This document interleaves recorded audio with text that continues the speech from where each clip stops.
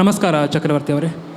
ಮೊದಲನೇದಾಗಿ ನಾವು ಕಳೆದ ಒಂದು 15 ತಿಂಗಳಿಂದ ಸಾವರ್ಕರ್ ಅವರ ವಿರೋಧ ಮಾಡುತ್ತಿರೋರ ಬಗ್ಗೆ ಕೇಳುತ್ತಿರೋದು ಒಂದೇ ಪ್ರಶ್ನೆ ಅಂತ ಹೇಳಿದರೆ, ಅಂಡಮಾನ್ ಜೈಲಲ್ಲಿ ತುಂಬ ಜನ ಹೋಗಿದ್ದಾರೆ, ತುಂಬ ಜನ ಬ್ರಿಟಿಷರಿಂದ ದೌರ್ಜನ್ಯಕ್ಕೆ ಒಳಗಾಗಿದ್ದಾರೆ, ತುಂಬ ಜನ ಲಾಠಿ ಚಾರ್ಜ್ಗೆ ಅನುಭವಿಸಿದ್ದಾರೆ, ನಿತ್ಯ ಚಿತ್ರಹಿಂಸೆ ಅನುಭವಿಸಿದ್ದಾರೆ. ಆದರೆ ಒಬ್ಬ ವ್ಯಕ್ತಿ 10 ಸಲ ಕ್ಷಮಾಪಣೆಯನ್ನು ಕೇಳಿ ನಂತರ ಪ್ರಾಣ ಭಿಕ್ಷೆಯನ್ನು ಬೇಡಿ ಹೊರಗೆ ಬಂದಂಥ ಒಬ್ಬ ವ್ಯಕ್ತಿಯನ್ನು ನಾವು ಯಾಕೆ ಮಹಾತ್ಮ ಅಂತ ಹೇಳಬೇಕು? ಯಾಕೆ ಒಬ್ಬನನ್ನು ಹೊಗಳಬೇಕು? ಬಹುಶಃ ಈಗ ನಾನು ಮಾತಾಡಿದ ಉದ್ದಕ್ಕೂ ಇದನ್ನು ವಿಸ್ತಾರವಾಗಿ ಹೇಳುವಂಥ ಪ್ರಯತ್ನ ಮಾಡಿದ್ದೀನಿ. ಸಾವರ್ಕರ್ಗೆ ಅಂಡಮಾನ್ ಜೈಲಿನಲ್ಲಿದ್ದ ಶಿಕ್ಷೆಯ ಪರಿಕಲ್ಪನೆ ಇತ್ತಲ್ಲ, ಭಾಳ ವಿಸ್ತಾರವಾಗಿತ್ತು ಮೊನ್ನೆದು. ಇನ್ನು ಎರಡನೇದು, ಸಾವರ್ಕರ್ ವಾಸ್ ಆ್ಯನ್ ಇಂಟೆಲೆಕ್ಚುಯಲ್. ಅವ್ರು ಆ್ಯಕ್ಚುಲಿ ಗನ್ ಹಿಡಿದು ಮಾಡಬಹುದಾದ, ಬಾಂಬ್ ಹಿಡಿದು ಮಾಡಬಹುದಾದ ಕೆಲಸಕ್ಕಿಂತಲೂ 100 ಪಟ್ಟು ಕೆಲಸವನ್ನು ಬರಹಗಳಿಂದ, ಭಾಷಣಗಳಿಂದ ಮಾಡೋದು ಸಾಧ್ಯವಿತ್ತು. ಅವರು ಸುಮ್ಮನೆ ಕೂತು 4 ಲೇಖನ ಬರೆದರೂ ಕೂಡ ಅದು ಪ್ರೇರಣೆ ಕೊಡುವಂಥ ಸಾಧ್ಯತೆ ಇತ್ತು. ಹೀಗಾಗಿ ಅವರಿಗೆ ಒಳಗೆ ಸಿಕ್ಕಾಕೊಳ್ಳೋದು ಅಂತಂದರೆ ಅದು ಬಹಳ ಕಷ್ಟಕರವಾದ ಪರಿಸ್ಥಿತಿ. ಅವರು ಆ ತೊಂದರೆಯಿಂದ ಆಘಾತಕ್ಕೊಳಗಾಗಿದ್ದಕ್ಕಿಂತ ಹೆಚ್ಚು ಒಳಗಡೆ ಕೂತ್ಕೋಬೇಕು ಅನ್ನೋ ಪರಿಸ್ಥಿತಿಯಿಂದ ಆಘಾತಕ್ಕೊಳಗಾಗಿದ್ದೇ ಜಾಸ್ತಿ ಅಂತ. ಇದು ಪಾಯಿಂಟ್ 1. ಎರಡನೇದು, ಸಾವರ್ಕರ್ 10 ಪತ್ರ ಬರಲಿಲ್ಲ, 7 ಪತ್ರಗಳನ್ನು ಬರೆದರು. ಮೊದಲನೇ ಪತ್ರ ಸಾವರ್ಕರ್ ಬರೆದಿದ್ದು 1911ನಲ್ಲಿ. ನಾನು ಆಗಲೇ ಹೇಳಿದಂತೆ ತಾವು ಜೈಲಿಗೆ ಹೋದಂಥ 2 ತಿಂಗಳಲ್ಲೇ ಮೊದಲನೇ ಪತ್ರ ಬರೆದರು. 1911ನಲ್ಲಿ ಪತ್ರ ಬರೆದು ನನಗೆ ದಯಮಾಡಿ ಇಲ್ಲಿಂದ ಬಿಡುಗಡೆ ಕೊಡಬೇಕು ಅಂತ ಕೇಳಿಕೊಂಡ್ರು. ಅವರು ಪತ್ರ ಬರೆದ 4 ದಿನದಲ್ಲಿ your letter has been rejected ಅಂತ ಬಂದ್ಬಿಡ್ತು. 1912 ಅಕ್ಟೋಬರ್ನಲ್ಲಿ 2ನೇ ಪತ್ರ ಬರೆದರು. ಈ ಪತ್ರದಲ್ಲಿ ಅವ್ರು ಏನು ಬರೆದ್ರು ಅಂತಂದರೆ, ನನ್ನ ನಡತೆ ಈಗ ಸುಧಾರಿಸಿದೆ, ಸಹಜವಾಗಿ ಒಬ್ಬ ಕೈದಿ ಬರಿಬೋದಾಗಿರುವಂಥ ರೀತಿಯಲ್ಲೇ ನನ್ನ ನಡತೆ ಈಗ ಸುಧಾರಿಸಿದೆ, ನೀವು ನನ್ನನ್ನು ಈಗ ಬಿಡಿ ಅಂತ. ಆ ಪತ್ರಕ್ಕೆ ಅಲ್ಲಿನ ಇವನು ಬರೆದು ಕಳಿಸ್ದ, ಉಲ್ಟಾ ಬರೆದು ಕಳಿಸ್ದ, ಹಾಗೇನೂ ಇಲ್ಲ. ಸಾವರ್ಕರ್ ಈಗಲೂ ಕೂಡ ಪತ್ರಗಳನ್ನು ಅಕ್ಕಪಕ್ಕದವರಿಗೆ ಕದ್ದು ಮುಚ್ಚಿ ಬರೀತಾರೆ. ಅವ್ರ ಪೊಸೆಷನ್ನಲ್ಲಿ ಸೀಸದ ಕಡ್ಡಿ ಎಲ್ಲ ಸಿಕ್ಕಿದೆ, ಹೀಗಾಗಿ ದಿಸ್ ಮ್ಯಾನ್ ಇಸ್ ಡೇಂಜರ್, ಬಿಡುಗಡೆ ಮಾಡಬೇಕಿಲ್ಲ ಅಂತ 1912ನಲ್ಲಿ. 1913ನಲ್ಲಿ ಪತ್ರವನ್ನು ಬರೆದರು.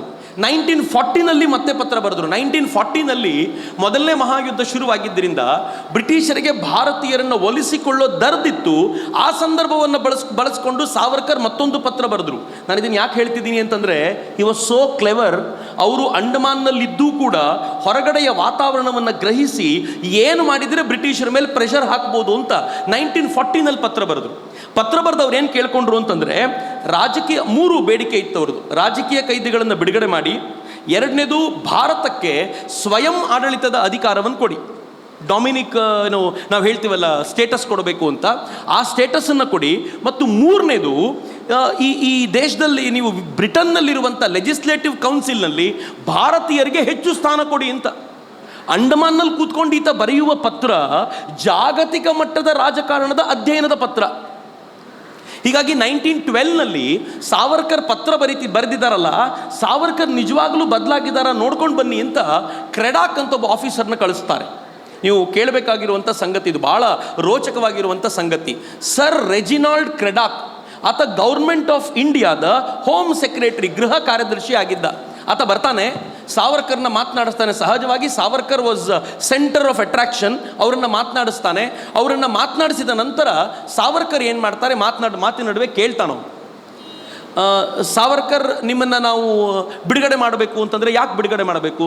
ಸಾವರ್ಕರ್ ಹೇಳ್ತಾನೆ, ನನ್ನ ನಡತೆ ಬದಲಾಗಿದೆ ಅಂತ. ಕೊನೆಗೆ ಸಾವರ್ಕರ್ ಜೊತೆ ಮಾತಾಡ್ತಾ ಸಾವರ್ಕರ್ ಸ್ವಲ್ಪ ಉಗ್ರ ರೂಪವನ್ನು ತಾಳ್ತಾರೆ. ಅವನ ಮಾತಿನ ನಡುವೆ ಏನು ಹೇಳ್ತಾನೆ, ನೀವು ಬ್ರಿಟಿಷರ್ನ ಇಷ್ಟೊಂದು ವಿರೋಧಿಸ್ತೀರಾ, ಈ ಜಾಗದಲ್ಲಿ ರಷ್ಯನ್ಸ್ ಇದ್ದಿದ್ರೆ ಗೊತ್ತಾಗಿರ್ತಿತ್ತು ನಿಮಗೆ ಅಂತ. ತಕ್ಷಣ ಸಾವರ್ಕರ್ ಏನು ಹೇಳ್ತಾರೆ ಗೊತ್ತಾ? ಮಾತಾಡ್ಲಿಕ್ಕೆ ಬಂದು ತನ್ನನ್ನು ಬಿಡುಗಡೆ ಮಾಡಬೇಕೋ ಬೇಡವೋ ಅಂತ ಬರ್ಕೊಂಡು ಹೋಗ್ಲಿಕ್ಕೆ ಬಂದಿದ್ದಂಥ ಕ್ರೆಡಾಕಿಗೆ ಹೇಳ್ತಾರೆ, ರಷ್ಯನ್ಸ್ ಇದ್ದು ಅವ್ರೇನಾದರೂ ಹಿಂಗೆ ಮಾಡಿದರೆ ನಿಮಗೆ ನಾವು ಈಗೇನು ಮಾಡ್ತಿದ್ದೀವೋ ಅವ್ರಿಗೂ ಅದನ್ನೇ ಮಾಡಿರ್ತಿದ್ವಿ ಅಂತಾರೆ ಸಾವರ್ಕರ್. ಅಂದರೆ ಕ್ಷಮಾಪಣಾ ಪತ್ರವನ್ನು ಬರೆದ್ರೂ ಒಂದಿನಿತೂ ರಾಷ್ಟ್ರಭಕ್ತಿಯ ಚರ್ಯೆ ಹೋಗಲಿಲ್ಲ. ಅವನು ಎದ್ದು ಬರ್ತಾನೆ, ಅಲ್ಲಿಂದ ನೆಕ್ಸ್ಟ್ ಪ್ರಶ್ನೆ ಕೇಳ್ತಾನೆ ಅವನು, ನೀವು ಎಷ್ಟರ ಮಟ್ಟಿಗೆ ಡೇಂಜರಸ್ ಆಗ್ಬೋದು ನಮಗೆ ಬಿಡುಗಡೆ ಮಾಡಿದರೆ? ಸಾವರ್ಕರ್ ಏನಂತಾರೆ ಗೊತ್ತಾ, ನಾನು ಡೇಂಜರಸ್ ಆಗ್ತೀನೋ ಇಲ್ಲವೋ ಅನ್ನೋದು ನೀವು ಭಾರತೀಯರೊಂದಿಗೆ ಹೇಗೆ ನಡ್ಕೊಳ್ತೀರಾ ಅನ್ನೋದ್ರ ಮೇಲೆ ಡಿಪೆಂಡ್ ಆಗುತ್ತೆ. ನೀವು ಭಾರತೀಯರೊಂದಿಗೆ ಚೆನ್ನಾಗಿ ನಡ್ಕೊಂಡ್ರೆ ನಾನು ನಿಮ್ಗೆ ಚೆನ್ನಾಗಿರ್ತೀನಿ, ನೀವು ಚೆನ್ನಾಗಿ ನಡ್ಕೊಳ್ಳಿಲ್ಲ ಅಂತಂದರೆ I will be still dangerous ಅಂತಾರೆ ಸಾವರ್ಕರ್. ಕ್ರಡಾಕ್ ಏನೂ ಮಾತಾಡಲ್ಲ, ಮಾತು ಮುಗಿಸಿ ಎದ್ದೋಗ್ತಾನೆ.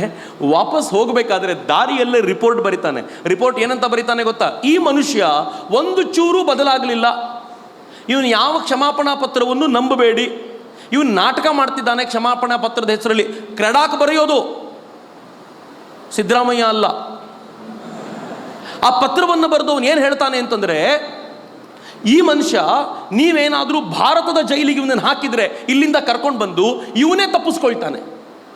ಅಕಸ್ಮಾತ್ ಲಂಡನ್ ಅಥವಾ ಈ ಅಂಡಮಾನಿನ ಕಾಲಾಪಾನಿ ಜೈಲಿನ ಹೊರಗಡೆ ಕೆಲಸ ಮಾಡಲಿಕ್ಕೆ ಅಂತ ಇವನಿಗೆ ಬಿಟ್ಟರೆ, ವಿದೇಶದ ಕ್ರಾಂತಿಕಾರಿಗಳು ಒಂದು ಬೋಟ್ ತೊಗೊಂಡು ಬಂದು, ಹಡಗು ತೊಗೊಂಡು ಬಂದು ಇವನನ್ನು ಹಾರಿಸ್ಕೊಂಡು ಹೋಗ್ತಾರೆ. ಅಷ್ಟು ಡೇಂಜರಸ್. ಹೀಗಾಗಿ ಇವನನ್ನು ಬಿಡುಗಡೆ ಮಾಡೋದಿರಲಿ, ಅಂಡಮಾನಿನ ಹೊರಗೆ ಕೂಡ ಕಳಿಸಬೇಡಿ ಅಂತ. ಮಿತ್ರೆ, ಅಂಡಮಾನಲ್ಲಿರುವಂಥ ಕೈದಿಗಳಿಗೆ 2 ವರ್ಷ 3 ವರ್ಷ ಆದಮೇಲೆ ಈ ಗಾಣ ಸುತ್ತುವಂಥ, ಹಗ್ಗ ಹೊಸೆಯುವಂಥ ಕೆಲಸ ಬಿಟ್ಟು ಈ ಜೈಲಿನ ಹೊರಗಡೆ ಕೆಲಸಗಳಿಗೆ ಅಂತ ಕಳಿಸ್ತಿದ್ರು. ಸಾವರ್ಕರ್ ಮತ್ತು ಅವರ ಅಣ್ಣನಿಗೆ ಅದನ್ನೂ ನಿರಾಕರಿಸಲಾಗಿತ್ತು.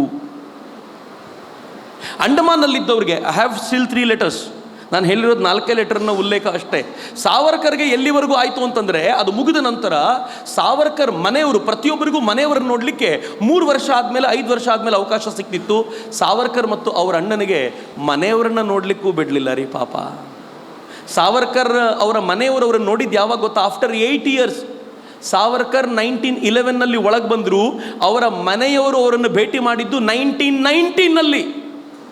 ಒಬ್ಬ ಏಜೆಂಟ್ಗೆ ಈ ಪರಿ ಶಿಕ್ಷೆ ಕೊಡ್ತಾರಾ? Can you imagine this? Savarkar 1915ನಲ್ಲಿ ಪತ್ರ ಬರೆದ್ರು, 5th ಲೆಟರ್. ಸಾವರ್ಕರ್ 1917ನಲ್ಲಿ ಪತ್ರ ಬರೆದ್ರು.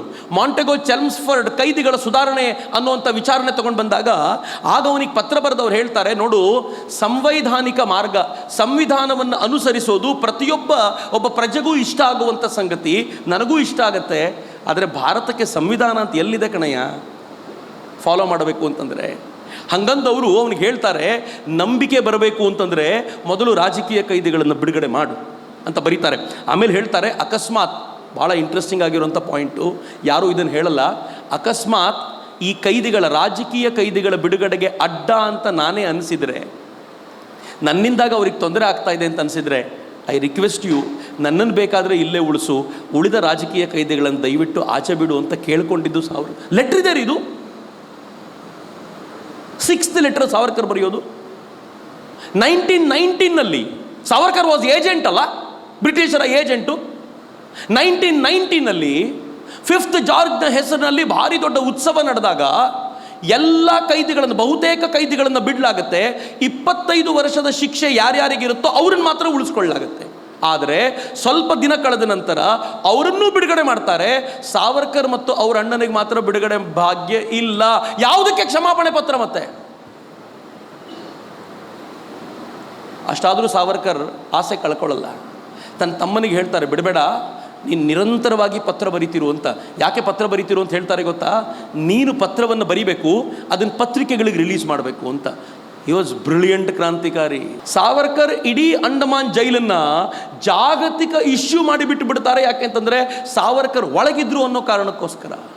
ಭಾಳ ಜನರಿಗೆ ಗೊತ್ತಿಲ್ಲ, ಸಾವರ್ಕರ್ ಬಿಟ್ಟು ಆಚೆಗೆ ಹೋಗ್ತಾರಲ್ಲ, ಸಾವರ್ಕರ್ ಜೊತೆ ಇದ್ದ ಕೆಲವು ಕೈದಿಗಳು ಆಚೆಗೆ ಹೋಗ್ತಾರಲ್ಲ, ಹಾಗೆ ಆಚೆಗೆ ಹೋಗ್ತಿದ್ದಂಥ ಆ ಕೈದಿಗಳು ಸಾವರ್ಕರ್ ಅನುಭವಿಸ್ತಾ ಇರುವಂಥ ಯಾತನೆಯನ್ನು ವರ್ಣಿಸ್ತಾ ಇದ್ರು.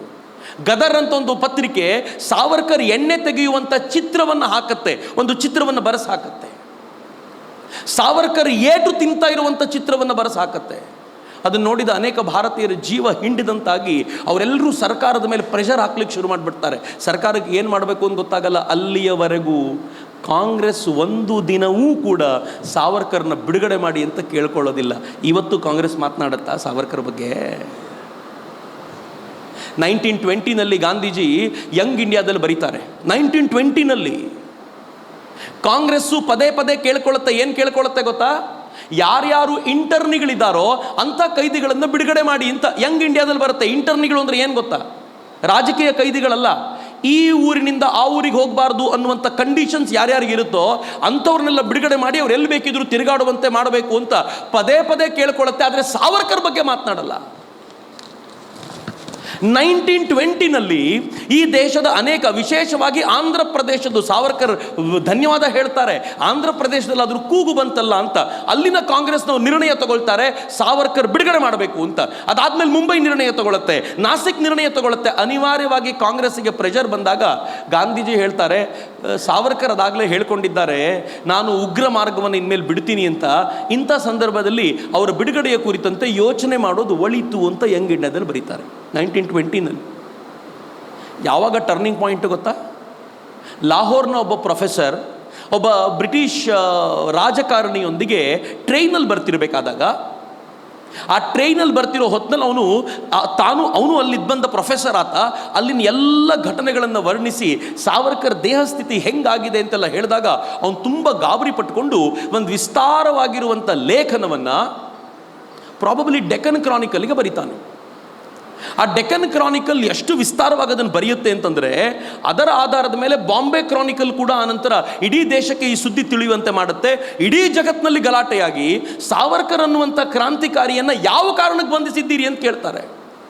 ಬರೆದಿರುವಂಥ 4 ಲೇಖನಗಳಿಗೋಸ್ಕರ, ಮಾಡಿರುವಂಥ 2 ಭಾಷಣಗಳಿಗೋಸ್ಕರ 11 ವರ್ಷ ಈ ಥರದ ಯಾತನಾಮಯ ಬದುಕಿನಲ್ಲಿ ಕಳಿಬೇಕಂತ ಎಲ್ಲ ಕಡೆ ಪ್ರೆಷರ್ ಶುರುವಾದಾಗ ಇನ್ನು ಹಿಂಗೆ ಇಟ್ಕೊಂಡ್ರೆ ಕಷ್ಟ ಅಂತ ಸಾವರ್ಕರ್ 7ನೇ ಪತ್ರ 1920ಯಲ್ಲಿ ಬರೀತಾರೆ, 7th ಪತ್ರ. ಆ 20ಯಲ್ಲಿ ಬರೆದ ಪತ್ರವನ್ನು ಪಕ್ಕಕ್ಕಿಟ್ಟು ಬ್ರಿಟಿಷರು ಹೇಳ್ತಾರೆ, ಮುಂದಿನ ವರ್ಷ ಇದರ ಬಗ್ಗೆ ಆಲೋಚನೆ ಮಾಡಲಾಗುವುದು. ಏಜೆಂಟ್ದು, ಅವ್ರ ಏಜೆಂಟ್ ಅಲ್ಲ, ಆ ಏಜೆಂಟ್ ಅನ್ನೋ ಕಾರಣಕ್ಕೆ ಮುಂದಿನ ವರ್ಷ ಯೋಚನೆ ಮಾಡ್ತೀವಿ. ನಾಚಿಕೆ ಆಗಬೇಕು ಸಾವರ್ಕರ್ನ ಬ್ರಿಟಿಷ್ ಏಜೆಂಟು ಅಂತ ಕರೆಯೋವರಿಗೆ. 1921ನಲ್ಲಿ ಈ ವಿಚಾರವನ್ನು ತೆಗೆದುಕೊಂಡು ಸಾವರ್ಕರ್ನ ಬಿಡುಗಡೆ ಮಾಡಬಹುದಾ ಅಂತ ಕೇಳಿದರೆ, ಅಂಡಮಾನಿನ ಜೈಲಿನವರು ಪತ್ರ ಏನಂತ ಬರೀತಾರೆ ಗೊತ್ತಾ? ಉಲ್ಟಾ 1912ನಲ್ಲಿ, 1911ನಲ್ಲಿ, 1912ನಲ್ಲಿ, 1940ನಲ್ಲಿ ಕಂಟಿನ್ಯೂಸ್ 3 ಬಾರಿ ಅವರಿಗೆ ಭಿನ್ನ ಭಿನ್ನ ಶಿಕ್ಷೆ ಕೊಡಲಾಗಿದೆ. ಯಾಕೆ ಅಂದರೆ ಇಲ್ಲಿನ ರೂಲ್ಗಳನ್ನು ವೈಲೇಟ್ ಮಾಡಿದ್ದಾರೆ ಮತ್ತು ನಾವು ಹೇಳಿದ ಕೆಲಸ ಮಾಡ್ತಿರ್ಲಿಲ್ಲ ಅವರು, ಹೀಗಾಗಿ ಶಿಕ್ಷೆ ಅನುಭವಿಸ್ತಾ ಇದ್ದಾರೆ. ಆದರೆ ಕಳೆದ 5 ವರ್ಷದಿಂದ ಅವರು ನಾರ್ಮಲ್ ಆಗಿದ್ದಾರೆ. ಯಾಕೆ ಅಂದರೆ ನಾನಿ ಗೋಪಾಲನ ಪ್ರಕರಣದ ನಂತರ ಇಡೀ ಜೈಲು ಸುಧಾರಣೆ ಕಂಡಿತ್ತಲ್ಲ, ಈಗ ಸಾವರ್ಕರ್ ನಾರ್ಮಲ್ ಆಗಿದ್ದಾರೆ ಅಂತ ಬರೆದಿರ್ತಾರೆ. ಆದರೆ ಹೇಳ್ತಾನೆ, ಅವರ ರಾಜಕೀಯ ಆಲೋಚನೆಗಳು ಏನು ಅಂತ ನಮ್ಗೆ ಈಗಲೂ ಗೊತ್ತಾಗ್ತಿಲ್ಲ, ಈಗಲೂ ಆ ಮನುಷ್ಯ ಡೇಂಜರೇ ಆಗಿದ್ದಾನೆ ಅಂತ ಪತ್ರ ಬರುತ್ತಲ್ಲಿಂದ. ಇನ್ ಸ್ಪೈಟ್ ಆಫ್ ದ್ಯಾಟ್ ತುಂಬ ಪ್ರೆಷರ್ ಆದ ನಂತರ ಬ್ರಿಟಿಷ್ ಗೌರ್ಮೆಂಟು 1921-22ರಲ್ಲಿ ಅವ್ರನ್ನ ಬಿಡುತ್ತೆ. ಪೂರ್ಣ ಬಿಡಲ್ಲ, ಕರ್ಕೊಂಡು ಬಂದು ಸಾಬರಮತಿ ಜೈಲಿಗೆ ಹಾಕತ್ತೆ, ಅಲ್ಲಿಂದ ರತ್ನಾಗಿರಿ ಜೈಲಲ್ಲಿ ಹಾಕತ್ತೆ. ಆ ಜೈಲಿನಲ್ಲಿ ಅವ್ರು ಕೂಡ ಹಾಕಿ ಯಾವ ಥರ ನೋಡ್ಕೊಳ್ಳುತ್ತೆ ಅಂತಂದರೆ, ಮೊದಲನೇ ದಿನ ಅಂಡಮಾನಿನ ಜೈಲಿಗೆ ಹೋದಾಗ ಯಾವ್ಯಾವ ಥರದ ಶಿಕ್ಷೆ ಇತ್ತೋ ಆ ಎಲ್ಲ ಶಿಕ್ಷೆಯನ್ನು ಸಾವರ್ಕರ್ಗೆ ವಾಪಸ್ ಕೊಡಲಾಗುತ್ತೆ. ಅವರ ಕ್ಷಮಾಪಣಾ ಪತ್ರದ ಕಥೆ ಇದು. ಯಾರ್ಯಾರು ಕ್ಷಮಾಪಣಾ ಪತ್ರ ಅಂತ ಪದೇ ಪದೇ ಹೇಳ್ತಾರೋ ಅವ್ರು ಕೇಳ್ಕೊಳ್ಬೇಕು. 7 ಕ್ಷಮಾಪಣಾ ಪತ್ರಗಳಲ್ಲಿ ಸಾವರ್ಕರ್ ಬರೆದಿರುವಂಥ ಉಲ್ಲೇಖ ಇದು. ಸಾರಿ, 1 ನಿಮಿಷ ಎಕ್ಸ್ಟ್ರಾ ತಗೋತೀನಿ. ಸಾವರ್ಕರ್ ವಾಪಸ್ ಬಂದಾಗ ಭಾಳ ದುಃಖ ಆಗತ್ತೆ ರೀ. ನಾನು ಸಾವರ್ಕರ್ ಆ ಲೇಖನ ಓದಿದ್ದೀನಿ, ಭಾಳ ನೋವು ಅನಿಸುತ್ತೆ. ಸಾವರ್ಕರ್ ದರ್ಶನ ಅನ್ನೋ ಪುಸ್ತಕದಲ್ಲಿ ಅದನ್ನು ಅನುವಾದಿಸಲಾಗಿದೆ. ಗಣೇಶ್ ಶಂಕರ್ ವಿದ್ಯಾರ್ಥಿ ತನ್ನ ಪ್ರತಾಪ ಅನ್ನೋವಂಥ ಒಂದು ಪತ್ರಿಕೆಯಲ್ಲಿ ಇವತ್ತೇನು ಸಿದ್ದರಾಮಯ್ಯ ಹೇಳಿದ್ನಲ್ಲ ಅದೇ ಮಾತನ್ನು ಹೇಳ್ತಾನೆ.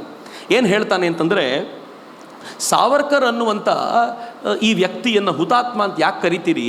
ಆತ ಕ್ಷಮೆ ಕೇಳಿ ಬಂದವನಲ್ಲ. ಸಾವರ್ಕರ್ಗೆ ಹೆಂಗಾಗಿರ್ಬೇಡ. ಸಾವರ್ಕರ್ ಆಗ ವಿಸ್ತಾರವಾಗಿ ವರ್ಣಿಸ್ತಾರೆ ಕ್ಷಮೆ ಯಾಕೆ ಕೇಳಬೇಕಾಯ್ತು, ಏನಾಯಿತು ಅಂತ ವರ್ಣಿಸಿ ಸಾವರ್ಕರ್ ಹೇಳ್ತಾರೆ, ರಾಮ್ ಪ್ರಸಾದ್ ಬಿಸ್ಮಿಲ್ ಆದಿಯಾಗಿ ಕ್ರಾಂತಿಕಾರಿಗಳಿಗೆ ನೇಣಿಗೆ ಏರಿಸಬೇಕು ಅಂತ ಆದಾಗ ಕಾಕೋರಿ ಕಾಂಡದವರು ಅವರು ಬ್ರಿಟನ್ನಿನ ರಾಣಿಗೆ ನೇರವಾಗಿ ಪತ್ರ ಬರೆದು ನಮ್ಮ ತಪ್ಪನ್ನು ಮನ್ನಿಸಿಬಿಡಿ ಅಂತ ಕೇಳಿಕೊಂಡಿದ್ರು. ಆದರೆ ಅವ್ರು ನಿಜವಾಗ್ಲೂ ಪುಣ್ಯವಂತರು. ಯಾಕೆ ಅಂತಂದರೆ ಅವತ್ತು ನೀವು ಯಾಕೆ ಕ್ಷಮೆ ಕೇಳಿದ್ರಿ ಅಂತ ಕೇಳುವಂಥ ಯಾವ ಡೆಮನ್ಗಳು ಅಲ್ಲಿರಲಿಲ್ಲ. ಹೀಗಾಗಿ ಅವರು ಪುಣ್ಯವಂತರು, ಹಾಗೆ ತೀರಿಕೊಂಡ್ರು ಅಂತ ಬರೀತಾರೆ.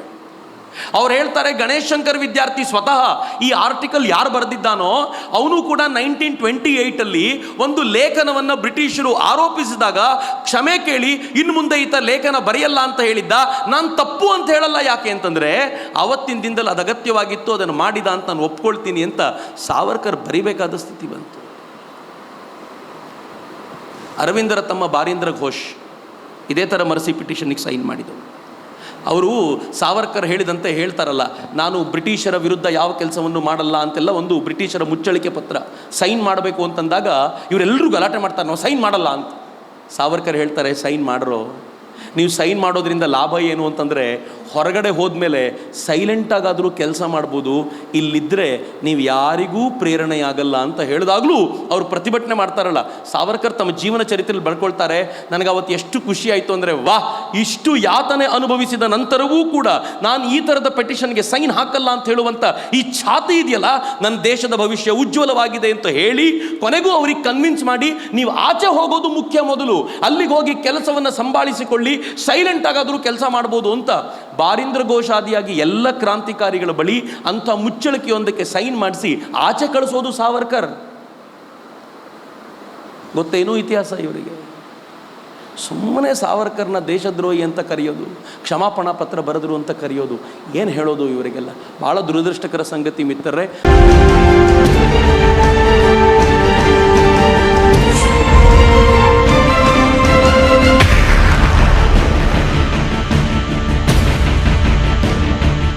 ಭಾಳ ದುರದೃಷ್ಟಕರ ಸಂಗತಿ ಮಿತ್ರರೇ, ಸಾವರ್ಕರ್ ಬಿಡುಗಡೆಗೆ ಕೊನೆಗೂ ಕಾರಣವಾಗಿದ್ದು ಅವರ ಕ್ಷಮಾಪಣಾ ಪತ್ರ ಅಲ್ಲ, ಜೈಲನ್ನು ಮುಚ್ಚಬೇಕು ಅನ್ನುವಂಥ ಬ್ರಿಟಿಷರ ನಿರ್ಣಯ ಮತ್ತು ಕೊನೆಗೆ ಸಾವರ್ಕರ್ನ ಬಿಡುಗಡೆ ಮಾಡಬೇಕು ಅಂತ ಜಗತ್ತಿನಾದ್ಯಂತ ಬಂದಂಥ ಕೂಗು.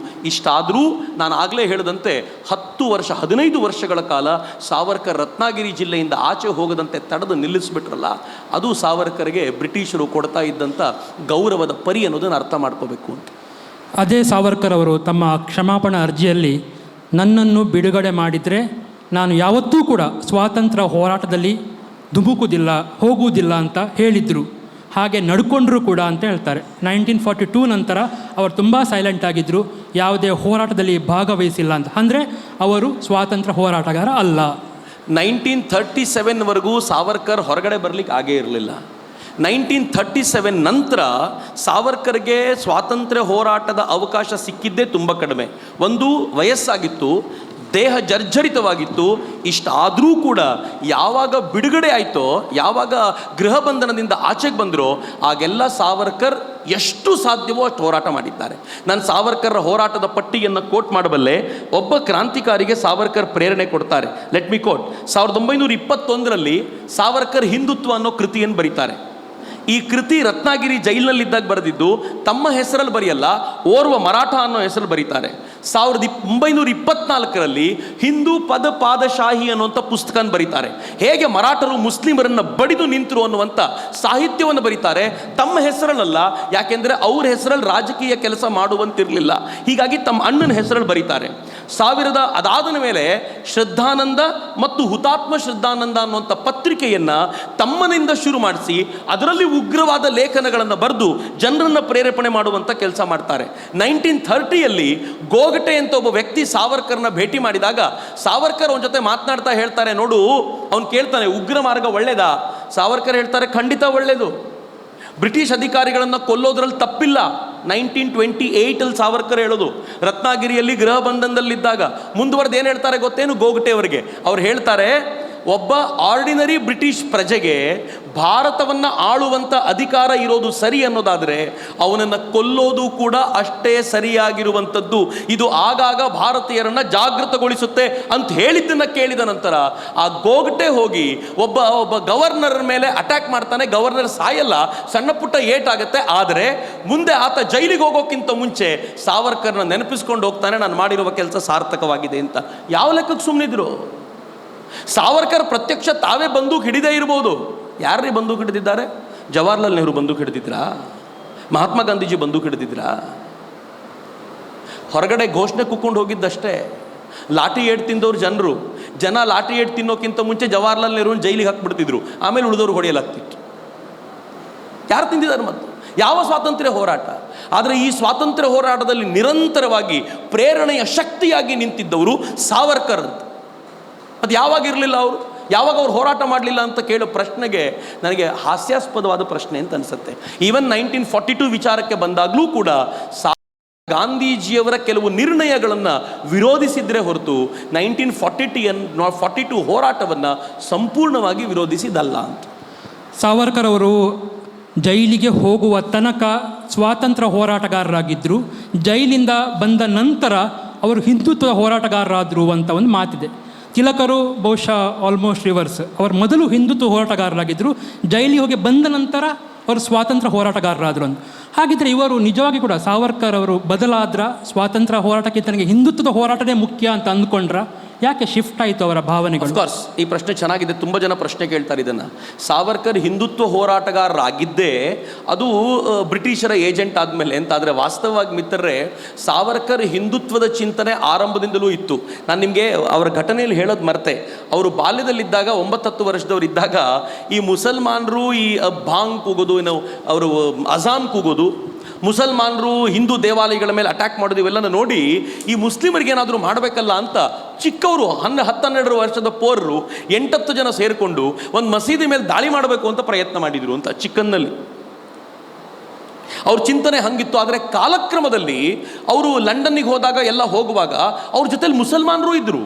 ಅವ್ರು ಯಾವತ್ತೂ ಹಿಂದೂ ಮುಸ್ಲಿಂ ಪ್ರತ್ಯೇಕತೆಯನ್ನು ಆಚರಿಸಿದವರೇ ಅಲ್ಲ, ಎಲ್ಲರ ಜೊತೆ ಸಹಜವಾಗಿ ಬದುಕ್ತಿದ್ರು. ಆದರೆ ಅಂಡಮಾನಿಗೆ ಹೋದಾಗ ಅವರಿಗೆ ಮುಸಲ್ಮಾನರ ನಿಜವಾದ ವ್ಯಕ್ತಿತ್ವದ ಪರಿಚಯ ಆಯಿತು. ಅಂಡಮಾನ್ನಲ್ಲಿ ಈ ಬ್ಯಾರಿ ಏನು ಮಾಡಿದ್ದ, ಈ ಹಿಂದೂ ಕೈದಿಗಳನ್ನು, ರಾಜಕೀಯ ಕೈದಿಗಳನ್ನು ಕಂಟ್ರೋಲ್ ಮಾಡಲಿಕ್ಕೆ ಪಠಾಣ್ಗಳನ್ನು, ಬಲೂಚಿಗಳನ್ನು, ಸಿಂಧಿ ಮುಸಲ್ಮಾನರನ್ನು ಅವ್ರ ಮೇಲೆ ಜಮಾದಾರನಾಗಿ ನೇಮಿಸಿದ್ದ. ಅವ್ರು ಎಷ್ಟು ಕ್ರೂರಿಗಳಾಗಿದ್ದರು ಅಂತಂದರೆ, ತಮ್ಮ ಕ್ರೌರ್ಯದಿಂದಲೇ ಅನೇಕ ಹಿಂದೂ ಕ್ರಾಂತಿಕಾರಿಗಳನ್ನು, ಹಿಂದೂ ಕೈದಿಗಳನ್ನು ಮುಸಲ್ಮಾನರಾಗಿ ಕನ್ವರ್ಟ್ ಮಾಡ್ತಿದ್ರು. ದಿನಕ್ಕೆ 3-4 ಹಿಂದೂಗಳನ್ನು ಕನ್ವರ್ಟ್ ಮಾಡ್ತಿದ್ರು. You will wonder if I say, Aurobindo Ghosh ಯಾರು ಹಿಂದುತ್ವದ ಪ್ರತಿಪಾದಕರೋ, ಅರವಿಂದ ಘೋಷರ ತಮ್ಮ ಬಾರೀಂದ್ರ ಘೋಷ್ ಅಲ್ಲಿದ್ರಲ್ಲ, ಇವರ ಉಪಟಳವನ್ನು ತಾಳಲಾಗದೆ ಅರವಿಂದ ಘೋಷರ ತಮ್ಮ ಬಾರೀಂದ್ರ ಘೋಷ್ ಹೇಳ್ತಾರೆ, ಇವತ್ತಲ್ಲ ನಾಳೆ ನಾನು ಮುಸ್ಲಿಂ ಆಗೋದೇ ಒಳ್ಳೇದೇನೋ ಅಂತ. ಅವ್ರ ಕ್ರೌರ್ಯ ಹೆಂಗಿರ್ಬೋದು ಇಮ್ಯಾಜಿನ್ ಮಾಡಿ. ಸಾವರ್ಕರ್ಗೆ ಏನು ಕಡಿಮೆ ತೊಂದರೆ ಕೊಟ್ಟಿದ್ದಾರಾ? ಸಾವರ್ಕರ್ ಇದನ್ನು ನೋಡಿ ಬ್ಯಾರಿಗೆ ಕಂಪ್ಲೇಂಟ್ ಮಾಡಿದರು, ಇವ್ರು ಕನ್ವರ್ಟ್ ಮಾಡ್ತಾರಲ್ಲ ಅಂತ. ಬ್ಯಾರಿ ಏನಂದ ಗೊತ್ತಾ, ನೀವು ಮಾಡ್ರಲ್ಲ. ಸಾವರ್ಕರ್ ಬ್ಯಾರಿ ಹತ್ರ ಮಾತಾಡುವಾಗ ಹೇಳದಂತ, ಇಲ್ಲ ಹಿಂದೂ ಧರ್ಮದಲ್ಲಿ ಕನ್ವರ್ಷನ್ ಅಂತ ಇಲ್ಲ ನಮ್ದ್ರಲ್ಲಿ ಹಂಗೆಲ್ಲ ಅಂತ ಹೇಳಿ ಬಂದರು. ಆದರೆ ಒಳಗೆ ಕೂತ್ಕೊಂಡಾಗ ದಯಾನಂದರು ಮಾಡಿದ್ರಲ್ಲ ಇದನ್ನ, ಮತ್ತು ನಾವ್ಯಾಕೆ ಮಾಡಬಾರ್ದು ಅಂತ ನಿಶ್ಚಯ ಮಾಡಿ ಸಾವರ್ಕರ್ ಅದೇ ಜೈಲಿನೊಳಗೆ ಅದೇ ಮುಸಲ್ಮಾನರು ಕನ್ವರ್ಟ್ ಮಾಡಿದ್ದ ಒಬ್ಬ ವ್ಯಕ್ತಿಯನ್ನ ಹಿಂದುವಾಗಿ ವಾಪಸ್ ಕರ್ಕೊಂಡು ಬಂದು ಚಾಲೆಂಜ್ ಮಾಡಿದ್ರು. ನೀವು ಹೀಗೆ ಮಾಡಿದರೆ ನಾನು ಇದನ್ನು ಮಾಡಬಲ್ಲೆ, ನೋಡ್ತಾ ಇರಿ ಅಂತ ಚಾಲೆಂಜ್ ಮಾಡಿದ್ಮೇಲೆ ನಿಲ್ತು ಅಲ್ಲಿ. ಸಾವರ್ಕರ್ ಅದೇ ಅಂಡಮಾನ್ನಲ್ಲಿ ಎಲ್ಲೆಡೆ ಉರ್ದು ಇತ್ತಲ್ಲ, ಆ ಉರ್ದುನ್ ತೆಗೆದು ಹಿಂದಿ ತಂದರು. ಅವ್ರು ಹಿಂದಿ ತಂದಿದ್ದರ ಪರಿಣಾಮವಾಗಿ ಇವತ್ತು ಅಂಡಮಾನ್ನಲ್ಲಿ ವ್ಯಾಪಕವಾಗಿ ಹಿಂದಿ ಚರ್ಚೆ ನಡೆಯುತ್ತೆ, ಹಿಂದಿ ಇದೆ. ಅಂಡಮಾನ್ ರಾಷ್ಟ್ರೀಯತೆಯೊಂದಿಗೆ ಒಂದಾಗಿದೆ ಅಂತಂದರೆ ಅದಕ್ಕೆ ಕಾರಣ ಸಾವರ್ಕರ್ ಅವತ್ತು ಮಾಡಿದ ಪ್ರಯತ್ನ. ಅಲ್ಲಿಂದ ಆಚೆಗೆ ಸಾವರ್ಕರ್ಗೆ, ಇನ್ಫ್ಯಾಕ್ಟ್ ನಿಮ್ಗೆ ಆಶ್ಚರ್ಯ ಅನ್ಸುತ್ತೆ ಹೇಳಿದರೆ, ವಿಕ್ರಮ್ ಸಂಪತ್ ಇದನ್ನು ಬರೆದಿದ್ದಾರೆ ತಮ್ಮ ಕೃತಿಯಲ್ಲಿ ವಿತ್ ರೆಕಾರ್ಡ್ಸು. ಸಾವರ್ಕರ್ ಬೈಬಲ್ನ ಓದಿದ್ರು, ಕುರಾನ್ ಓದಿದ್ರು. ಕುರಾನನ್ನು ಅನುವಾದ ಓದ್ದಕ್ಕೆ ಸಮಾಧಾನ ಆಗಲಿಲ್ಲ ಅವ್ರಿಗೆ. ಅವರು ಅಲ್ಲಿದ್ದ ಒಬ್ಬ ಮೌಲ್ವಿಯನ್ನು ಕರೆಸ್ಕೊಂಡು ಡೈಲಿ 1914 ನಂತರ ಕುರಾನ್ ಓದಿಸ್ಕೊಳ್ಳೋರು. ಶ್ರದ್ಧೆಯಿಂದ ಕೂತು ಆತ ಒರಿಜಿನಲ್ ಕುರಾನನ್ನು ಓದಿ ಅರ್ಥ ಹೇಳುವಾಗ ಪೂರ್ತಿ ಕೇಳಿಸ್ಕೊಳ್ಳೋರು. ಆಗ ಅವರಿಗೆ ಯಾವ ಚಿಂತನೆ ನಿಜವಾಗಲೂ ಇದೆ ಅಂತ ಗೊತ್ತಾಗಿ ಅವರು ಸ್ಪಷ್ಟವಾಗಿ ಹಿಂದೂಗಳ ರಕ್ಷಣೆಗೆ ನಿಂತರು. ಇಲ್ಲಿ ಕಾಂಗ್ರೆಸ್ ಹೆಂಗಿತ್ತು, ಖಿಲಾಫತ್ ಚಳುವಳಿ ಅಂತ ಮಾಡಿ ಸಂಬಂಧವೇ ಇಲ್ಲದ ಖಲೀಫಾನಿಗೋಸ್ಕರ ಇಲ್ಲಿನ ಮುಸಲ್ಮಾನರಿಗೆ ಬೆಲೆ ಕೊಟ್ಟಿತ್ತಲ್ಲ, ಆ ಬೆಲೆಯನ್ನು ತಡಿಬೇಕು ಅಂತ ಸಾವರ್ಕರ್ ಹಿಂದೂಗಳ ಪರವಾಗಿ ಹೋರಾಟಕ್ಕೆ ನಿಂತರೆ ಅದು ಸ್ವಾತಂತ್ರ್ಯ ಹೋರಾಟ ಅಲ್ಲ ಅಂತ ದಯವಿಟ್ಟು ಹೇಳಬೇಡಿ ಮಿತ್ರರೇ. ಸ್ವಾತಂತ್ರ್ಯ ಹೋರಾಟದ ಪರಿಕಲ್ಪನೆ ಹೆಂಗೆ ಅಂದರೆ, ಕಾಂಗ್ರೆಸ್ಸು ಮುಸಲ್ಮಾನರ ತುಷ್ಟೀಕರಣ ಮಾಡಿ ಅವ್ರು ಹೇಳಿದ್ದಕ್ಕೆಲ್ಲ ಜೈಕಾರ ಮಾಡ್ತಿದ್ರೆ, ಸಾವರ್ಕರು ನೀವು ಮಾಡ್ತಿರೋ ತಪ್ಪು ಅಂತ ವಾದಿಸಿದ್ರಲ್ಲ, ಅದನ್ನು ಸಹಿಸ್ಕೊಳ್ಳಿಕ್ಕೆ ಅವ್ರಿಗಾಗಲಿಲ್ಲ. 1942ನಲ್ಲಿ ನಾನು ಆಗಲೇ ದೂರದೃಷ್ಟಿಯ ಮಾತು ಹೇಳಿದ್ನಲ್ಲ, ಸಾವರ್ಕರ್ 1942ನಲ್ಲಿ ಹೇಳ್ತಾರೆ, ಮಹಾತ್ಮ ಗಾಂಧೀಜಿ ಏನು ಕ್ವಿಟ್ ಇಂಡಿಯಾ ಅನ್ನುವಂಥ ಘೋಷಣೆ ಕೊಟ್ಟಿದ್ದಾರೆ. ಆಶ್ಚರ್ಯದ ಸಂಗತಿ ಕೇಳಿ, 1942ನಲ್ಲಿ ಏನು ಕ್ವಿಟ್ ಇಂಡಿಯಾ ಅಂತ ಘೋಷಣೆ ಕೊಟ್ಟಿದ್ದಾರೆ, ಇದರ ಪರಿಣಾಮ ಮುಂದಿನ ದಿನಗಳಲ್ಲಿ ಭಾರತ ಡಿವೈಡ್ ಆಗುತ್ತೆ ಅಂತ ಸಾವರ್ಕರ್ ಹೇಳಿದರು. ನಾನು ಹುಡುಕಾಡಿದೆ ಡಿವೈಡ್ ಯಾಕಾಗತ್ತೆ ಅಂತ ಹೇಳಿದರು ಅಂತ. ಆಮೇಲೆ ನೋಡಿದ್ರೆ ಗೊತ್ತಾಯಿತು, ಕ್ವಿಟ್ ಇಂಡಿಯಾ ಅಂತ ಹೇಳಿದ ನಂತರ ಬ್ರಿಟಿಷರು ಮುಂದಿನ 3 ವರ್ಷಗಳ ಕಾಲ ಕಾಂಗ್ರೆಸ್ಸನ್ನು ನಿಷೇಧ ಮಾಡಿದರು. ಕಾಂಗ್ರೆಸ್ ನಿಷೇಧ ಮಾಡಿದ ಮೇಲೆ ಇವರು ಯಾವ ಚಟುವಟಿಕೆಗಳಿಗೂ ಜಾಗ ಉಳ್ಕೊಳ್ಳಿಲ್ಲ. ಆ ಅವಧಿಯಲ್ಲಿ ಮುಸ್ಲಿಂ ಲೀಗ್ ತನ್ನ ಸಂಖ್ಯೆಯನ್ನು 20 ಲಕ್ಷಕ್ಕೆ ಏರಿಸಿಕೊಂಡು ಇಡೀ ಮುಸಲ್ಮಾನರ ಏಕೈಕ ಪ್ರತಿನಿಧಿ ನಾನು ಅಂತ ದೇಶದಲ್ಲಿ ಪ್ರೂವ್ ಮಾಡಿದ ನಂತರ ಏನಾಯಿತು, ಅವರ ಬೇಡಿಕೆಗಳಿಗೆ ಬ್ರಿಟಿಷರು ಮಣಿಯುವಂಥ ವಾತಾವರಣ ನಿರ್ಮಾಣ ಆಗಿ ಕೊನೆಗೆ ದೇಶ ಡಿವೈಡ್ ಆಗೇ ಬಿಡ್ತು. ಸಾವರ್ಕರ್ 1942 ಕುರಿತಂತೆ ಈ ಮಾತುಗಳನ್ನು ಹೇಳಿದರು. ಆದರೆ ದುರದೃಷ್ಟಕರ ಸಂಗತಿ ಅಂತಂದರೆ ಅವರನ್ನು ಹಿಂದುತ್ವವಾದಿ ಅಂತ ಬಿಂಬಿಸಿ ಸಾವರ್ಕರ್ ತನ್ನ ವಿರುದ್ಧವಾಗಿ ಪ್ರಬಲವಾದ ದನಿ ಆಗಬಲ್ಲಂಥವನ್ನು ಮೆಟ್ಟಿ ಹಾಕಿ ನಿಂತು ಬಿಡ್ತು. ಕಾಂಗ್ರೆಸ್ ರೂಢಿರಿ ಅದು. ಇವತ್ತು BJP ಅಧಿಕಾರ ಮಾಡ್ತಿದೆ, ಬೇರೆ ಪ್ರಶ್ನೆ. ಆದರೆ BJPನ ಕಾಂಗ್ರೆಸ್ ಹೆಂಗೆ ಹೇಳ್ತಿತ್ತು? ಕೋಮುವಾದಿ ಅಂತ. Do you remember? BJP Rama ಮಂದಿರದ ಇಶ್ಯೂ ಕೋಮುವಾದಿ. ಈ ಥರ ಒಂದು ವ್ಯಕ್ತಿಯ, ಒಂದು ಪಾರ್ಟಿಯನ್ನು, ಒಬ್ಬ ವ್ಯಕ್ತಿಯನ್ನು ಒಂದಕ್ಕೆ ಪದೇ ಪದೇ ತೋರಿಸಿ ಆತನನ್ನು ದೆವ್ವವಾಗಿ ಮಾಡುವಂಥ ರೂಢಿ ಕಾಂಗ್ರೆಸ್ಸಿಗೆ ಇವತ್ತು ಬಂದಿರೋದಲ್ಲ, ಪರಂಪರೆಯಿಂದ ಬಂದಿರುವಂಥ ಗುಣ ಅದು. ಆ ಕೆಲಸವನ್ನು ಕಾಂಗ್ರೆಸ್ ಮಾಡ್ತು. ಸಾವರ್ಕರ್ನು ಕೂಡ ಹಾಗೆ ತೋರಿಸುವಂಥ ಪ್ರಯತ್ನ ಮಾಡ್ತು. ಆದರೆ ಪ್ರತ್ಯಕ್ಷ ಸಾವರ್ಕರ್ ಮುಸಲ್ಮಾನರ ವಿರೋಧಿಯ ಅಂತ ಕೇಳಿದರೆ ನೆವರ್. ಅವರು ಹಿಂದುತ್ವದ ಪರಿಕಲ್ಪನೆಯನ್ನು ವಿಶಾಲವಾಗಿ ಕೊಟ್ಟಾಗಿತ್ತು. ಯಾರು ಭಾರತವನ್ನು ಪಿತೃಭೂಮಿ ಪುಣ್ಯಭೂಮಿ ಅಂತ ಕರೀತಾರೋ ಅವರೇ ಹಿಂದೂ ಅಂತ. ಇವತ್ತಿಗೂ ಅದನ್ನು ಒಪ್ಪಿಕೊಳ್ಳುವಂಥ ಮುಸಲ್ಮಾನರೊಂದಿಗೆ ನಮಗೆ ಯಾವ ದ್ವೇಷ ಇದೆ ಹೇಳಿ? ಸಾವರ್ಕರು ಹಾಗೇ ಇದ್ದರು ಅಂತ. ಹೀಗಾಗಿ ಅವರನ್ನು ಇದಮಿತ್ತಮ್ ಅಂತ ಒಂದು ಚೌಕಟ್ಟಿಗೆ ಸೇರಿಸೋದು ಡೆಫಿನೆಟ್ಲಿ ಅಕ್ಸೆಪ್ಟ್ ಮಾಡ್ಕೊಳ್ಳಿಕ್ಕಾಗದ ಸಂಗತಿ ಅಂತ ನನಗನ್ಸುತ್ತೆ. ಹೀಗೆ ಹೆಣ್ಣು ಮಕ್ಕಳು ಯಾವುದೇ ಧರ್ಮದಲ್ಲಿದ್ದರೂ ಕೂಡ ಗೌರವಿಸುವಂಥ ದೇಶ ನಮ್ಮದು, ಸನಾತನ ಧರ್ಮ ನಮ್ಮದು. ಹಾಗಿರುವಾಗ ಮುಸ್ಲಿಂ ಹೆಣ್ಣು ಮಕ್ಕಳ ಮೇಲೆ ಅತ್ಯಾಚಾರಗಳಾದಾಗ ಅದನ್ನು ರಾಜಕೀಯ ದಾಳವಾಗಿ ಬಳಸಿಕೊಳ್ಳೋಣ ಅಂತೇಳಿ ಸಾವರ್ಕರ್ ಮಾತಾಡಿಕೊಳ್ತಾ ಇದ್ರು ಅಂತೇಳಿ ಉಲ್ಲೇಖ ಇದೆ. ಈ ಆರೋಪವನ್ನು ಕೇಳಿದ್ದೀನಿ ನಾನು, ಬಟ್ ನನಗೆ ಎಲ್ಲೂ ಸಿಗಲಿಲ್ಲ ಇದಕ್ಕೆ ಪೂರಕವಾದ ಮಾಹಿತಿ. ಸಾವರ್ಕರ್ ಎಲ್ಲಿ ಹೇಳಿದರು, ಯಾರು ಹೇಳಿದರು ಅನ್ನೋದು ನನಗಂತೂ ಖಂಡಿತ ಗೊತ್ತಿಲ್ಲ.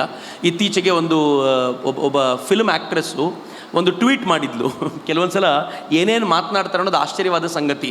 2 ದಿನಗಳ ಹಿಂದೆ ಟ್ವೀಟ್ ಮಾಡಿದ್ಲು. ಅದಕ್ಕೆ ಎಲ್ಲ ಸಾವರ್ಕರ್ ಪ್ರೇಮಿಗಳು ಮತ್ತು ಗೊತ್ತಿದ್ದವರು ಎಲ್ಲರೂ ವಿರೋಧ ಮಾಡಿದ್ದಾರೆ, ಹಿಸ್ಟಾರಿಯನ್ಸ್ ಸೇರಿದಂತೆ.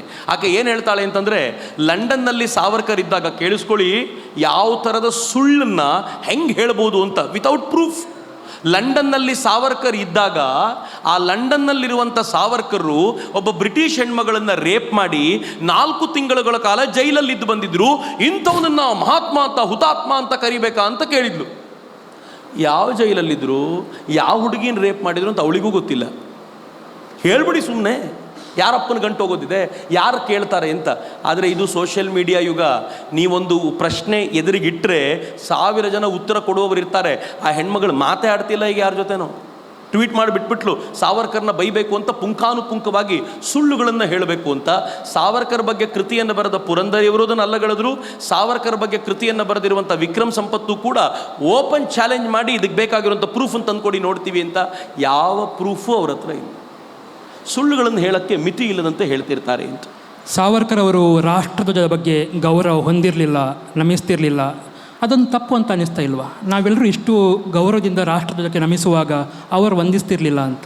ಇನ್ಫ್ಯಾಕ್ಟ್ ಸಾವರ್ಕರ್ ರಾಷ್ಟ್ರಧ್ವಜದಕ್ಕೆ ಗೌರವ ಕೊಡ್ತಿರಲಿಲ್ಲ ಅಂತ ಅನ್ನೋರೆಲ್ಲ ದಯವಿಟ್ಟು ಕೇಳಿಸ್ಕೊಳ್ಳಿ. ಮೊಟ್ಟ ಮೊದಲ ರಾಷ್ಟ್ರಧ್ವಜ ಈ ದೇಶದ ಗೌರವ ಸೂಚಕವಾಗಿ ಹಾರಾಡಿದ್ದು ಸಾವರ್ಕರ್ ಕಾರಣದಿಂದಾಗಿ. ಸ್ವಾತಂತ್ರ್ಯ ಬಂದ ಮೇಲಲ್ಲ, ಸ್ವಾತಂತ್ರ್ಯಕ್ಕಿಂತ 40 ವರ್ಷಗಳ ಮುಂಚೆ 1907ರಲ್ಲಿ ಜರ್ಮನಿಯ ಸ್ಟುಟ್ಗಾರ್ಟ್ನಲ್ಲಿ ಮೇಡಮ್ ಕಾಮಾ, ಸಾವರ್ಕರ ಸಹವರ್ತಿ ಇದ್ರಲ್ಲ, ಆಕೆ ಜರ್ಮನಿಯಲ್ಲಿದ್ದರು. ಜರ್ಮನಿಯಲ್ಲಿ ಅಖಿಲ ಜಾಗತಿಕ ಮಟ್ಟದ ಒಂದು ಕಾರ್ಮಿಕರ ಒಕ್ಕೂಟದ ಕಾರ್ಯಕ್ರಮ ನಡೀತಾ ಇತ್ತು. 700-800 ಜನ ಜಾಗತಿಕ ಮಟ್ಟದಿಂದ ಬರೋರಿದ್ರು. ಸಾವರ್ಕರ್ ಮೇಡಮ್ ಕಾಮಾಗೆ ಹೇಳಿದರು, ಯಾವ ಕಾರಣಕ್ಕೂ ಆ ಸಭೆಗೆ ಹೋಗೋದನ್ನು ಬಿಡಬೇಡ ಅಂಥೇಳಿ ತಾವೆಲ್ಲರೂ ಸೇರಿಕೊಂಡು ಒಂದು ಸುಂದರವಾಗಿರುವಂಥ ಭಾರತದ ಧ್ವಜವನ್ನು ರೂಪಿಸಿ ಆಕೆ ಕೈಯಲ್ಲಿ ಕೊಟ್ಟರು.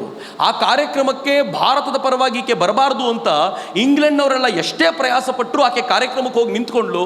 ಎಲ್ಲರೂ ಕೂತಿರುವಾಗ 900 ಜನ ಜಾಗತಿಕ ಡೆಲಿಗೇಟ್ಸ್ಗಳ ಮುಂದೆ ಆ ಧ್ವಜವನ್ನು ಹಿಡ್ಕೊಂಡು ನಿಂತು ಹೇಳಿದ್ಲು, ಇದು ಭಾರತದ ಧ್ವಜ, ಇಂದು ಸ್ವತಂತ್ರ ಭಾರತದ ಧ್ವಜ ಉದಯವಾಗಿದೆ ಅಂತ ಮೊದಲು ಘೋಷಣೆ ಆಗಿದ್ದು 1907ರಲ್ಲಿ. ಅದಕ್ಕೆ ಪ್ರೇರಣೆ ಕೊಟ್ಟಿದ್ದು ಸಾವರ್ಕರ್.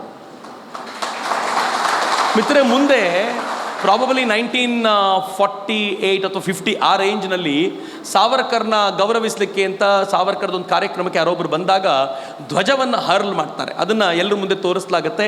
ಸಾವರ್ಕರು ಅದನ್ನು ಪ್ರೀತಿಯಿಂದ ಹಾರಿಸಿ ಆಗಿ ಘಟನೆಯನ್ನು ಹೇಳ್ತಾರೆ. ಇವತ್ತು ಧ್ವಜವನ್ನು ಹೆಮ್ಮೆಯಿಂದ ಪ್ರೀತಿಯಿಂದ ಹಾರಿಸ್ತಾ ಇದ್ದೀವಲ್ಲ, ಇದನ್ನು ಮೊದಲನೇ ಬಾರಿಗೆ ಹಾರಿಸಿದ್ದು 1907ರಲ್ಲಿ ಸ್ಟುಟ್ಗಾರ್ಟ್ನಲ್ಲಿ ಮತ್ತು ಮೇಡಮ್ ಕಾಮಾ ಹಾರಿಸಿದ್ದು ಅನ್ನೋದನ್ನು ಯಾರೂ ಮರಿಬೇಡಿ ಅಂತ.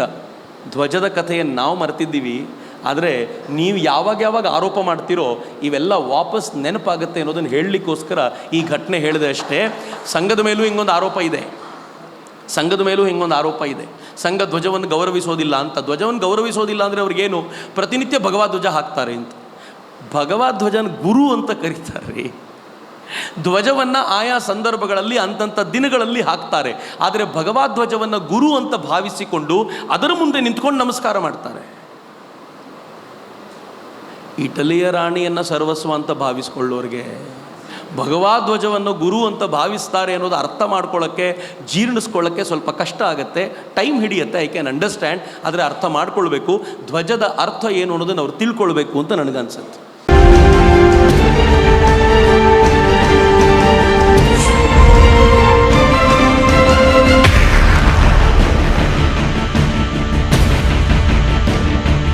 ಸಾವರ್ಕರ್ ಅವರು ಮಹಾರಾಷ್ಟ್ರ ಅವರ ಕರ್ಮಭೂಮಿ, ಅಲ್ಲೇ ಸಾಕಷ್ಟು ವರ್ಷಗಳ ಚಟುವಟಿಕೆ ಮಾಡಿದ್ದವರು. ಈಗ ಇತ್ತೀಚಿನ ಒಂದು 3 ತಿಂಗಳಿಂದ ಅವರನ್ನು ಕರ್ನಾಟಕದಲ್ಲಿ ನಾವು ಹೆಚ್ಚೆಚ್ಚು ಬಳಸ್ತಾ ಇದ್ದೇವೆ. ಎಲ್ಲೋ ಒಂದು ಕಡೆಯಲ್ಲಿ BJPಗೆ ಅವರು ರಾಜಕೀಯ ಅಸ್ತ್ರ ಆಗ್ತಾ ಇದ್ದಾರೆ. ಅದಕ್ಕಾಗಿ ಈ ಪ್ರೀತಿ ತೋರಿಸ್ತಾ ಇದ್ದೀರಿ. ನನಗೆ ಗೊತ್ತಿಲ್ಲ BJPಯವರಿಗೆ ಅಸ್ತ್ರ ಆಗ್ತಾರೋ ಇಲ್ವೋ ಅಂತ. ಆದರೆ ಸಾವರ್ಕರನ್ನ ನಾನು ಮಹಾರಾಷ್ಟ್ರದವರು ಅಂತ ಒಪ್ಪಿಕೊಳ್ಳೋದೇ ಇಲ್ಲ ಅಂತ. ನನ್ನ ಪಾಲಿಗೆ ಸಾವರ್ಕರ್ ಭಾರತದವರು ಅಂತ ಅನಿಸುತ್ತೆ. ಸಾವರ್ಕರ್ ಕಾಲಾಪಾನಿಯಲ್ಲಿ ಕಷ್ಟವನ್ನು ಸವಿಸುವಾಗ ನನ್ನ ಮಹಾರಾಷ್ಟ್ರಕ್ಕೆ ಸ್ವಾತಂತ್ರ್ಯ ಬರಲಿ ಅಂತ ಸವಿಸಿದ್ದಲ್ಲ. ಸಾವರ್ಕರ್ ಲಂಡನ್ನಿಗೆ ಹೋಗಿ ಕರ್ಜನ್ ವೈಲಿಯ ಹತ್ಯೆಯನ್ನು ಮಾಡಿಸುವಾಗ ಅಥವಾ ಅದಕ್ಕೆ ಪ್ರೇರಣೆಯಾಗುವಾಗ ಕರ್ಜನ್ ವೈಲಿ ಹತ್ಯೆ ಮಾಡು, ನನ್ನ ಮಹಾರಾಷ್ಟ್ರಕ್ಕೆ ಸ್ವಾತಂತ್ರ್ಯ ಬರಲಿ ಅಂತ ಕೇಳಲಿಲ್ಲ. ಸಾವರ್ಕರ್ ಗದರ್ಗೆ ಪ್ರೇರಣೆಯಾಗುವಾಗ ನೀವೆಲ್ಲರೂ ಪಂಜಾಬಲ್ಲಿ ಗಲಾಟೆ ಮಾಡಿ ನನ್ನ ಮಹಾರಾಷ್ಟ್ರಕ್ಕೆ ಸ್ವಾತಂತ್ರ್ಯ ಬರಲಿ ಅಂತ ಕೇಳ್ಕೊಳ್ಳಿಲ್ಲ. ಸಾವರ್ಕರ್ ಅನುಶೀಲನ ಸಮಿತಿಗೆ ಬಾಂಬ್ ತಯಾರಿಕೆಗೆ ಬೇಕಾಗಿರುವಂಥ ಮ್ಯಾನ್ಯುಯಲ್ನ ಕಳಿಸ್ಕೊಡುವಾಗ ನೀವು ಬಂಗಾಳದಲ್ಲಿ ಗಲಾಟೆ ಮಾಡಿ ನನ್ನ ಭಾಗಕ್ಕೆ ಸ್ವಾತಂತ್ರ್ಯ ಬರಲಿ ಅಂತ ಕೇಳಿಕೊಳ್ಳಿಲ್ಲ. ಸಾವರ್ಕರ್ ರತ್ನಗಿರಿಯಿಂದ ಪೂರ್ಣ ಪ್ರಮಾಣದಲ್ಲಿ ಬಿಡುಗಡೆಯಾಗಿ ಬೆಳಗಾವಿಗೆ ಬಂದರು, ಶಿವಮೊಗ್ಗಕ್ಕೆ ಬಂದರು. ಇಲ್ಲೆಲ್ಲ ಬಂದು ಹೋಗುವಾಗ ಇಲ್ಲೆಲ್ಲ ಗಲಾಟೆ ಆಗಲಿ, ನನ್ನ ಮಹಾರಾಷ್ಟ್ರಕ್ಕೆ ಸ್ವಾತಂತ್ರ್ಯ ಬರಲಿ ಅಂತ ಆಲೋಚನೆ ಮಾಡಿದವರಲ್ಲ, ಅಖಂಡ ಭಾರತದ ಕಲ್ಪನೆಯನ್ನು ಇಟ್ಕೊಂಡವರು. ಇನ್ಫ್ಯಾಕ್ಟ್ ಪಾಕಿಸ್ತಾನ ಅನ್ನೋ ಪ್ರತ್ಯೇಕ ರಾಷ್ಟ್ರವನ್ನು ತುಂಬ ಧಿಕ್ಕರಿಸಿದವರು. ಆದರೆ ಅಂಬೇಡ್ಕರ್ ಮೇಲೆ ಅಪಾರವಾದ ಗೌರವ ಇದ್ದಿದ್ದರಿಂದ ಅಂಬೇಡ್ಕರ್ ಒಂದು ಮಾತು ಅವ್ರಿಗೆ ಭಾಳ ಇಷ್ಟ ಆಯಿತು, ಎಕ್ಸ್ಚೇಂಜ್ ಆಫ್ ಪಾಪ್ಯುಲೇಷನ್ ಅಂತ. ಮುಸಲ್ಮಾನರಿಗೊಂದು ಪ್ರತ್ಯೇಕ ರಾಷ್ಟ್ರ ಕೊಟ್ಟು ಎಲ್ಲ ಮುಸಲ್ಮಾನರಲ್ಲಿ ಕಳಿಸ್ಬಿಡಿ. ಅಂಬೇಡ್ಕರ್ರ ಮಾತಿದು, ಕೆಂಡವನ್ನು ಸೆರಗಲ್ಲಿಟ್ಕೊಳ್ತಿರೋ ದೂರ ಇಡ್ತಿರೋ ಅಂತ ನೀವೇ ಯೋಚನೆ ಮಾಡಿ ಅಂತ ಅಂಬೇಡ್ಕರ್ ಹೇಳಿದ ಮಾತನ್ನು ಕೇಳಿದ ನಂತರ ಆಗಲಿ ಡಿವಿಷನ್ ಆಗಲಿ ಅಂತ ಹೇಳಿ ಸಾವರ್ಕರ್ ಏನು ಹೇಳ್ತಾರೆ ಗೊತ್ತಾ? ಸಾವರ್ಕರ್ ಹೇಳ್ತಾರೆ, ಅನೇಕ ಶಕಸ್ಥಾನ ಹೂಣಸ್ಥಾನಗಳನ್ನು ನುಂಗಿ ನೀರು ಕುಡಿದ ಹಿಂದೂಸ್ತಾನಕ್ಕೆ ಈ ಪಾಕಿಸ್ತಾನ ಯಾವ ಲೆಕ್ಕ? ಇನ್ನೊಂದು 50 ವರ್ಷಗಳ ಕಾಲ ಹೀನಾಯ ಬದುಕನ್ನು ನಡೆಸಿ ಈ ಪಾಕಿಸ್ತಾನ ಭಾರತಕ್ಕೆ ಗೋಗರೆದು ನನ್ನ ನಿಮ್ಮ ಜೊತೆ ಸೇರಿಸ್ಕೊಳ್ಳಿ ಅಂತ ಹೇಳುವಂಥ ಕಾಲ ದೂರ ಇಲ್ಲ ಅಂತ. 50 ವರ್ಷ ಇಲ್ಲದೆ ಇರ್ಬೋದು, 75 ವರ್ಷಕ್ಕಾಗಿದೆ. ಬಲೂಚಿಸ್ತಾನದವ್ರು ಆಗಲೇ ಹೇಳ್ತಿದ್ದಾರೆ, ಪ್ಲೀಸ್ ನಮ್ಮನ್ನು ತಗೊಳ್ಳಿ. ಸಿಂಧ್ ಪ್ರಾಂತ್ಯ ಹೇಳ್ತಿದೆ ಸೆಪ್ರೇಟ್ ಮಾಡಿ ಇಲ್ಲ ತಗೊಳ್ಳಿ. POK ಆಗಲೇ ಸೆಪ್ರೇಟ್ ಮಾಡಿ ಇಲ್ಲ ತಗೊಳ್ಳಿ ಅಂತ ಹೇಳ್ತಿದೆ. ಪಾಕಿಸ್ತಾನ ಎಷ್ಟು ಅಸಹ್ಯಕರ ಬದುಕು ನಡೆಸ್ತಾ ಇದೆ ಅಂತಂದರೆ, $2 ಬಿಲಿಯನ್ ಐ ರಿಪೀಟ್, $2 ಬಿಲಿಯನ್ ಟರ್ಕಿಯ ಮುಂದೆ ಕೈ ಚಾಚ್ಕೊಂಡು ನಿಂತ್ಕೊಂಡು ದುಡ್ಡು ಕೊಡ್ತೀರಾ ಅಂತ ಕೇಳ್ಕೊಂಡು ನಿಂತ್ಕೊಂಡಿದೆ. ನನ್ನ ದೇಶ $2 ಬಿಲಿಯನ್ ಹತ್ರ ಆಗುವಷ್ಟು ಹೊಸ ಸ್ಕಾರ್ಪಿಯೋನ ಬುಕ್ ಮಾಡಿಕೊಂಡಿದೆ. ಇದು ಭಾರತ ಇವತ್ತು ಬೆಳೆದಿರುವಂಥ ರೀತಿ, ಅದು ಪಾಕಿಸ್ತಾನದ ರೀತಿ. ಆ ಮನುಷ್ಯ ಹೇಳಿದ ಮಾತು ಯಾವ ಇಲ್ಲ ಅಂತ. ಹೀಗಾಗಿ ನನಗೂ ವಿಶ್ವಾಸ ಇದೆ, ಪ್ರಾಬಬ್ಲಿ ಇವತ್ತಿನ ಕೇಂದ್ರ ಸರ್ಕಾರ ಅವರ ಆ ಮಾತನ್ನೂ ಪೂರ್ಣಗೊಳಿಸಿ ಪಾಕಿಸ್ತಾನವನ್ನು ಚೂರು ಮಾಡಿ ಅಸಹ್ಯಕರವಾದ ಬದುಕು ನಡೆಸ್ತಾ ಇರುವಂಥ ಪಾಕಿಸ್ತಾನ ನಮ್ಮನ್ನು ಸೇರಿಸ್ಕೊಳ್ಳಿ ಅಂತ ಗೋಗರಿಯುವಂತೆ ಮಾಡುವಂಥ ಎಲ್ಲ ಸಿದ್ಧತೆಗಳು ಇವೆ ಅಂತ ನಾನು ವಿಶ್ವಾಸ ವ್ಯಕ್ತಪಡಿಸ್ತೀನಿ. ಭಾಳ ದೂರ ಇಲ್ಲ ಅಂತ ನನಗೆ ಗಟ್ ಫೀಲಿಂಗ್ ಅಂತಾರಲ್ಲ, ಹಂಗೆ ಅನ್ಸುತ್ತೆ. ಭಾಳ ದೂರ ಇಲ್ಲ ಈ ದಿನಗಳು, ಭಾಳ ಹತ್ತಿರದಲ್ಲೇ ಆ ದಿನಗಳನ್ನು ನೋಡ್ತೀವಿ ಅಂತ ನನಗನ್ಸುತ್ತೆ. ಈಗ ಮಹಾತ್ಮ ಗಾಂಧೀಜಿಯವರನ್ನು ಇಡೀ ದೇಶ ಒಪ್ಪಿಕೊಂಡಿದೆ, ರಾಷ್ಟ್ರಪಿತ ಅಂತ ಹೇಳ್ತೇವೆ, ತುಂಬ ಗೌರವಿಸ್ತೇವೆ. ಭಾರತ ರತ್ನ ಡಾಕ್ಟರ್ BR ಅಂಬೇಡ್ಕರನ್ನು ಕೂಡ ಹಾಗೆ ಇಡೀ ದೇಶ ಒಪ್ಪುತ್ತೆ, ಗೌರವಿಸ್ತದೆ. ಆದರೆ ಇಬ್ಬರನ್ನು ಕೂಡ ಸಾವರ್ಕರ್ ಒಪ್ತಿರಲಿಲ್ಲ, ಅವರನ್ನು ವಿರೋಧಿಸ್ತಾ ಇದ್ದರು. ಹಾಗಾದರೆ ಹೇಗೆ ಇದನ್ನು ಅರ್ಥ ಮಾಡಿಕೊಳ್ಳುವುದು ಸಾಧ್ಯನಾ? ಮಹಾತ್ಮ ಗಾಂಧೀಜಿಯವರನ್ನು ಒಪ್ಪಲಿಲ್ಲ ಅಂತೇನಲ್ಲ, ಅಂಬೇಡ್ಕರ್ನಂತೂ ಒಪ್ಪಲಿಲ್ಲ ಅಂತ ಯಾರೂ ಹೇಳುವಂತೆಯೇ ಇಲ್ಲ. ಮಿತ್ರರೇ, ಸಾವರ್ಕರ್ಗೆ ಕೆಲವೊಂದು ವಿಚಾರಗಳಲ್ಲಿ ಗಲಾಟೆ, ಕೆಲವೊಂದು ವಿಚಾರಗಳಲ್ಲಿ ಸಹಮತ ಎರಡೂ ಇತ್ತು. ಮಹಾತ್ಮ ಗಾಂಧೀಜಿಯವರನ್ನು ವೈಚಾರಿಕವಾಗಿ ತುಂಬ ವಿರೋಧಿಸ್ತಾ ಇದ್ದರು. ಸ್ವತಃ ಮಹಾತ್ಮ ಗಾಂಧೀಜಿ ಸಾವರ್ಕರ್ನ ನೋಡಲಿಕ್ಕೆ ರತ್ನಗಿರಿಗೆ ಬಂದಾಗ ಬಹಳ ಪ್ರೀತಿಯಿಂದ ಸ್ವಾಗತಿಸಿದರು. ಒಂದಷ್ಟು ವಿಚಾರಗಳ ಮೇಲೆ ಚರ್ಚೆಗೆ ಕೂತಾಗ ಮಹಾತ್ಮ ಹೇಳಿದರು, ಇವತ್ತು ನನಗೆ ಸಮಯ ಇಲ್ಲ, ನಾನು ಹೋಗಬೇಕು, ಆದರೆ ನೀವು ಪತ್ರ ಬರೀರಿ ಅಂತಂದರು.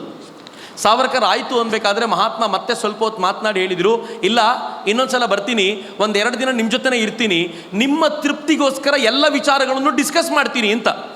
ಸಾವರ್ಕರ್ ಏನು ಹೇಳ್ತಾರೆ ಗೊತ್ತಾ? ನಾನು ನಿಷಿದ್ಧವಾಗಿರುವಂಥ ವ್ಯಕ್ತಿ. ನಾನು ಕನ್ಸ್ಟ್ರೈನ್ಡ್, ಒಂದು ಕಡೆ ನನ್ನನ್ನು ಕೂಡ ಹಾಕ್ಬಿಟ್ಟಿದ್ದಾರೆ.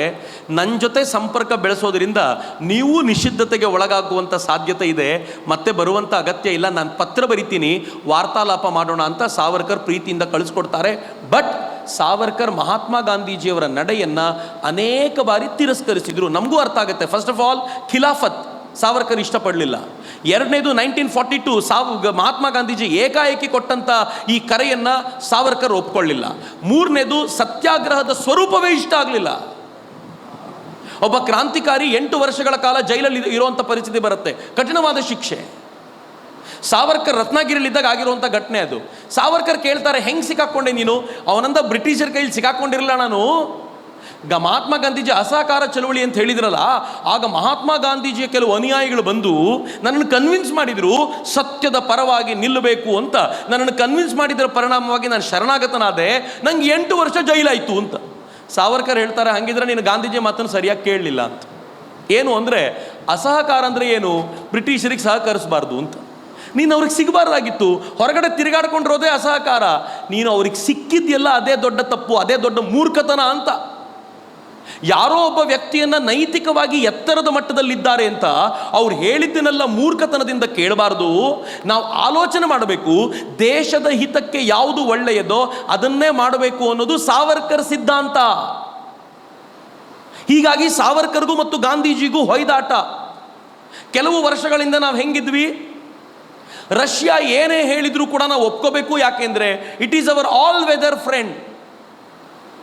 ಅಮೇರಿಕಾ ಏನು ಹೇಳಿದ್ರು ಧಿಕ್ಕರಿಸಬೇಕು, ಯಾಕೆಂದರೆ ರಷ್ಯಾಕ್ಕೂ ಅಮೇರಿಕಕ್ಕೂ ಆಗಲ್ಲ ಅಂತ. I am sorry, I don't want to make it political, but still I would say, Narendra ಮೋದಿನ ಕೇಳಿದರು ನಿಮ್ಮ ವಿದೇಶಾಂಗ ನೀತಿ ಹೆಂಗಿರುತ್ತೆ?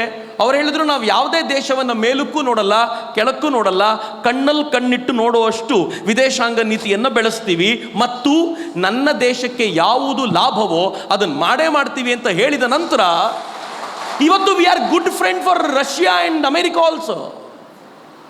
ನಮಗೆ ನೀವು ನೈತಿಕವಾಗಿ ದೊಡ್ಡವರು ಹಂಗೇನಿಲ್ಲ, ಯಾವುದು ರಾಷ್ಟ್ರದ ಹಿತವೋ ಅದನ್ನು ಮಾಡ್ತೀನಿ ಅಂತ. ಮಹಾತ್ಮ ಗಾಂಧೀಜಿ ವಿಚಾರದಲ್ಲಿ ಸಾವರ್ಕರ್ ಚಿಂತನೆಗಳು ಹಿಂಗಿದ್ವು ಅಂತ. ಎರಡನೇದು, ಅಂಬೇಡ್ಕರ್ ಬಗ್ಗೆ ಮಾತಾಡ್ತೀವಲ್ಲ, ಅಂಬೇಡ್ಕರ್ ಬಗ್ಗೆ ಎಷ್ಟು ಗೌರವ ಇತ್ತು ಗೊತ್ತೇನು ಅವರಿಗೆ? ಅಂಬೇಡ್ಕರ್ ಮಾಡುವಂಥ ಎಲ್ಲ ಕೆಲಸವನ್ನು, ಇನ್ಫ್ಯಾಕ್ಟ್ ಯಾವ ಕೆಲಸವನ್ನು ಅಂಬೇಡ್ಕರ್ ಮಾಡ್ತಿದ್ರೋ ಅದೇ ಥರದ ಕೆಲಸವನ್ನು ಭಿನ್ನ ಸ್ವರೂಪದಲ್ಲಿ ರತ್ನಗಿರಿ ಜಿಲ್ಲೆಯಲ್ಲಿ ಇವ್ರು ಮಾಡ್ತಿದ್ರು. ಸಾವರ್ಕರ್ ದುರಂತ ಏನು ಗೊತ್ತಾ ಮಿತ್ರರೇ? 10-15 ವರ್ಷಗಳ ಕಾಲ ರತ್ನಗಿರಿ ಜಿಲ್ಲೆಗೆ ಕನ್ಫೈನ್ ಆಗಬೇಕಾಯ್ತು. ಒಂದೇ ಜಿಲ್ಲೆಗೆ, ಬರೀ ಉಡುಪಿ ಜಿಲ್ಲೆಗೆ ಮಾತ್ರ ಕನ್ಫೈನ್ ಮಾಡಿ ಇವರು ರಾಜ್ಯ ಮಟ್ಟದ ನಾಯಕರಾಗಿ ಬೆಳೆಯಲೇ ಇಲ್ಲ ಅಂದರೆ ಏನು ಅರ್ಥ ಇದೆ ಅದಕ್ಕೆ? ನೀವು ಉಡುಪಿಯಿಂದ ಆಚೆಗೆ ಹೋಗುವಂತನೇ ಇಲ್ಲ, ಇನ್ನು ರಾಜ್ಯ ಮಟ್ಟದ ನಾಯಕರಾಗೋದು ಹೆಂಗೆ? ಮಹಾತ್ಮ ಗಾಂಧೀಜಿಗೆ ಮತ್ತು ಬಾಬಾ ಸಾಹೇಬ್ ಅಂಬೇಡ್ಕರ್ರಿಗೆ ಈ ಥರದ ಕನ್ಫೈನ್ಮೆಂಟ್ ಇರಲಿಲ್ಲ. ಅವರು ಎಲ್ಲ ಕಡೆ ಓಡಾಡ್ತಿದ್ರು, ಹೀಗಾಗಿ ವ್ಯಾಪ್ತಿ ವಿಸ್ತಾರ ದೊಡ್ಡದಿತ್ತು. ಆದರೆ ಸಾವರ್ಕರ್ ರತ್ನಗಿರಿಯಲ್ಲೇ ಮ್ಯಾಜಿಕ್ ಮಾಡುವಂಥ ಪ್ರಯತ್ನ ಮಾಡಿದರು. ಅಸ್ಪೃಶ್ಯತೆಯನ್ನು ಹೋಗಲಾಡಿಸ್ಲಿಕ್ಕೋಸ್ಕರ ಅವ್ರು ಮಾಡಿದ ಪ್ರಯತ್ನ ಅಂತಿಂಥದ್ದಲ್ಲ. ಅದನ್ನು ಸ್ವತಃ ಅಂಬೇಡ್ಕರ್ ಕೂಡ ಹೊಗಳಿದರು. ಅಂಬೇಡ್ಕರ್ ಬಗ್ಗೆ ಅಪಾರವಾದ ಗೌರವ ಇಟ್ಕೊಂಡು ಸಾವರ್ಕರ್ ಕೂಡ ಅನೇಕ ಸಂದರ್ಭಗಳಲ್ಲಿ ಅಂಬೇಡ್ಕರ್ ಮೇಲೆ ತಮ್ಮ ಗೌರವವನ್ನು ವ್ಯಕ್ತಪಡಿಸಿಕೊಂಡಿದ್ದಾರೆ. ಕೆಲವು ಸಂದರ್ಭಗಳಲ್ಲಿ ಚರ್ಚೆಯ ದೃಷ್ಟಿಯಿಂದ ವಿರೋಧವನ್ನು ಮಾಡಿದ್ದಾರೆ. ಅದು ಸೈದ್ಧಾಂತಿಕವಾದ ವಿರೋಧವೇ ಹೊರತು ಹೃದಯದಿಂದ ಅಂಬೇಡ್ಕರ್ ಮತ್ತು ಸಾವರ್ಕರ್ ಜೊತೆಗಾರರಾಗಿದ್ದರು ಅನ್ನೋದ್ರಲ್ಲಿ ಯಾವ ಅನುಮಾನವೂ ಯಾವ ಇತಿಹಾಸಕಾರರೂ ಇಲ್ಲ ಅಂತ ನನಗನ್ಸುತ್ತೆ. ಎರವಾಡ ಜೈಲಲ್ಲಿ ಒಂದು ಪುಸ್ತಕ ಬರೀತಾರೆ ಸಾವರ್ಕರ್ ಅವರು, ಹಿಂದುತ್ವ ಅಂತ. ಆದರೆ ತಮ್ಮ ಹೆಸರಲ್ಲಿ ಅದನ್ನು ಪ್ರಿಂಟ್ ಕೂಡ ಮಾಡೋದಿಲ್ಲ, ಅದು ಗೊತ್ತಾಗೋದೇ ಇಲ್ಲ. ಅದು ಹೆದರಿಕೆನಾ ಅಥವಾ ಏನಾದರೂ ಸಾವರ್ಕರ್, ನಾನು ಆಗಲೇ ಹೇಳಿದೆ, ಸಾವರ್ಕರ್ ಒಂದು ಮುಚ್ಚಳಿಕೆ ಬರೆದು ಕೊಟ್ಟಿದ್ರು. ಆ ಮುಚ್ಚಳಿಕೆ ಏನು ಅಂದರೆ ರಾಜಕೀಯ ಚಟುವಟಿಕೆಯಲ್ಲಿ ಪಾಲ್ಗೊಳ್ಳಲ್ಲ ಅಂತ. ಆ ರಾಜಕೀಯ ಚಟುವಟಿಕೆಯಲ್ಲಿ ಪಾಲ್ಗೊಳ್ಳಲ್ಲ ಅಂತ ಅಂದಾಗಲೂ ಕೂಡ ಜೈಲಿನಲ್ಲೇ ಕೂತ್ಕೊಂಡು ವಿಸ್ತಾರವಾಗಿರುವಂಥ ಕೃತಿಯನ್ನು ಬರೆದು ಓರ್ವ ಮರಾಠ ಅನ್ನೋ ಹೆಸರಲ್ಲಿ ಪ್ರತಿಪಾದಿಸಿದ್ದು ಸಾವರ್ಕರ್. ಸಾವರ್ಕರ್ ಬರೆದಿರುವಂಥ ಕೃತಿ, ನಾನು ಇನ್ನೊಂದು ನಿಮ್ಗೆ ಹೇಳಿದಂತೆ ಸಾವರ್ಕರ್ ಬರೆದಿರುವಂಥ ಮತ್ತೊಂದು ಕೃತಿ, ಅದು ಹಿಂದೂ ಪದಪಾದಶಾಹಿ ಮರಾಠರ ಬಗ್ಗೆ. ಅದನ್ನು ತಮ್ಮ ಅಣ್ಣನ ಹೆಸರಿನಲ್ಲಿ ಬರೀತಾರೆ ಸಾವರ್ಕರ್. ಆದರೆ ಆನಂತರದ ದಿನಗಳಲ್ಲಿ ಇವೆಲ್ಲವೂ ಸಾವರ್ಕರ್ ಹೆಸರಲ್ಲಿ ಪಬ್ಲಿಷ್ ಆಗುತ್ತೆ. ಅದು ಹೆದರಿಕೆ ಅಲ್ಲ, ತಾವು ಒಪ್ಪಿಕೊಂಡಂಥ ಚೌಕಟ್ಟಿಗೆ ಬದ್ಧವಾಗಿ ನಡೆಯುವಂಥ ಉಪಾಯ ಅಷ್ಟೆ. ಈಗ ತಾವು ಕಾಂಗ್ರೆಸ್ ಬಗ್ಗೆ ಹೇಳಿದ್ರಿ, ವಿಶೇಷವಾಗಿ ಸಿದ್ದರಾಮಯ್ಯ ಅವರು ಆಗಾಗ ಸಾವರ್ಕರ್ ಬಗ್ಗೆ ವಿರುದ್ಧವಾಗಿ ಮಾತಾಡ್ತಾನೆ ಇರ್ತಾರೆ.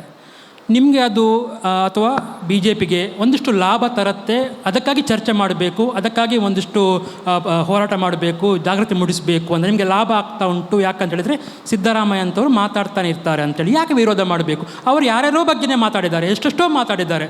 ಅದನ್ನೆಲ್ಲ ಬಿಟ್ಟು ಸಾವರ್ಕರ್ ಅವರ ಬಗ್ಗೆ ಮಾತನಾಡಿದಾಗ ಯಾಕೆ ಸಡನ್ನಾಗಿ ನಾವೆಲ್ಲ ಎಚ್ಚೆತ್ತುಕೊಂಡು ಮಾತಾಡಬೇಕು? ನಂಗೆ ಗೊತ್ತಿಲ್ಲ ಈ ಪ್ರಶ್ನೆಗೆ ಹೇಗೆ ಉತ್ತರಿಸಬೇಕು ಅಂತ. ಸಾವರ್ಕರ್ ಬಗ್ಗೆ ಸಿದ್ದರಾಮಯ್ಯ ಅಲ್ಲದೆ ನಾಳೆ ಬೆಳಗ್ಗೆ ಕರ್ನಾಟಕದ ಸಿ ಎಂ ಮಾತನಾಡಿದರೂ ಇದೇ ಪ್ರತಿಕ್ರಿಯೆ ನಮ್ಮದು.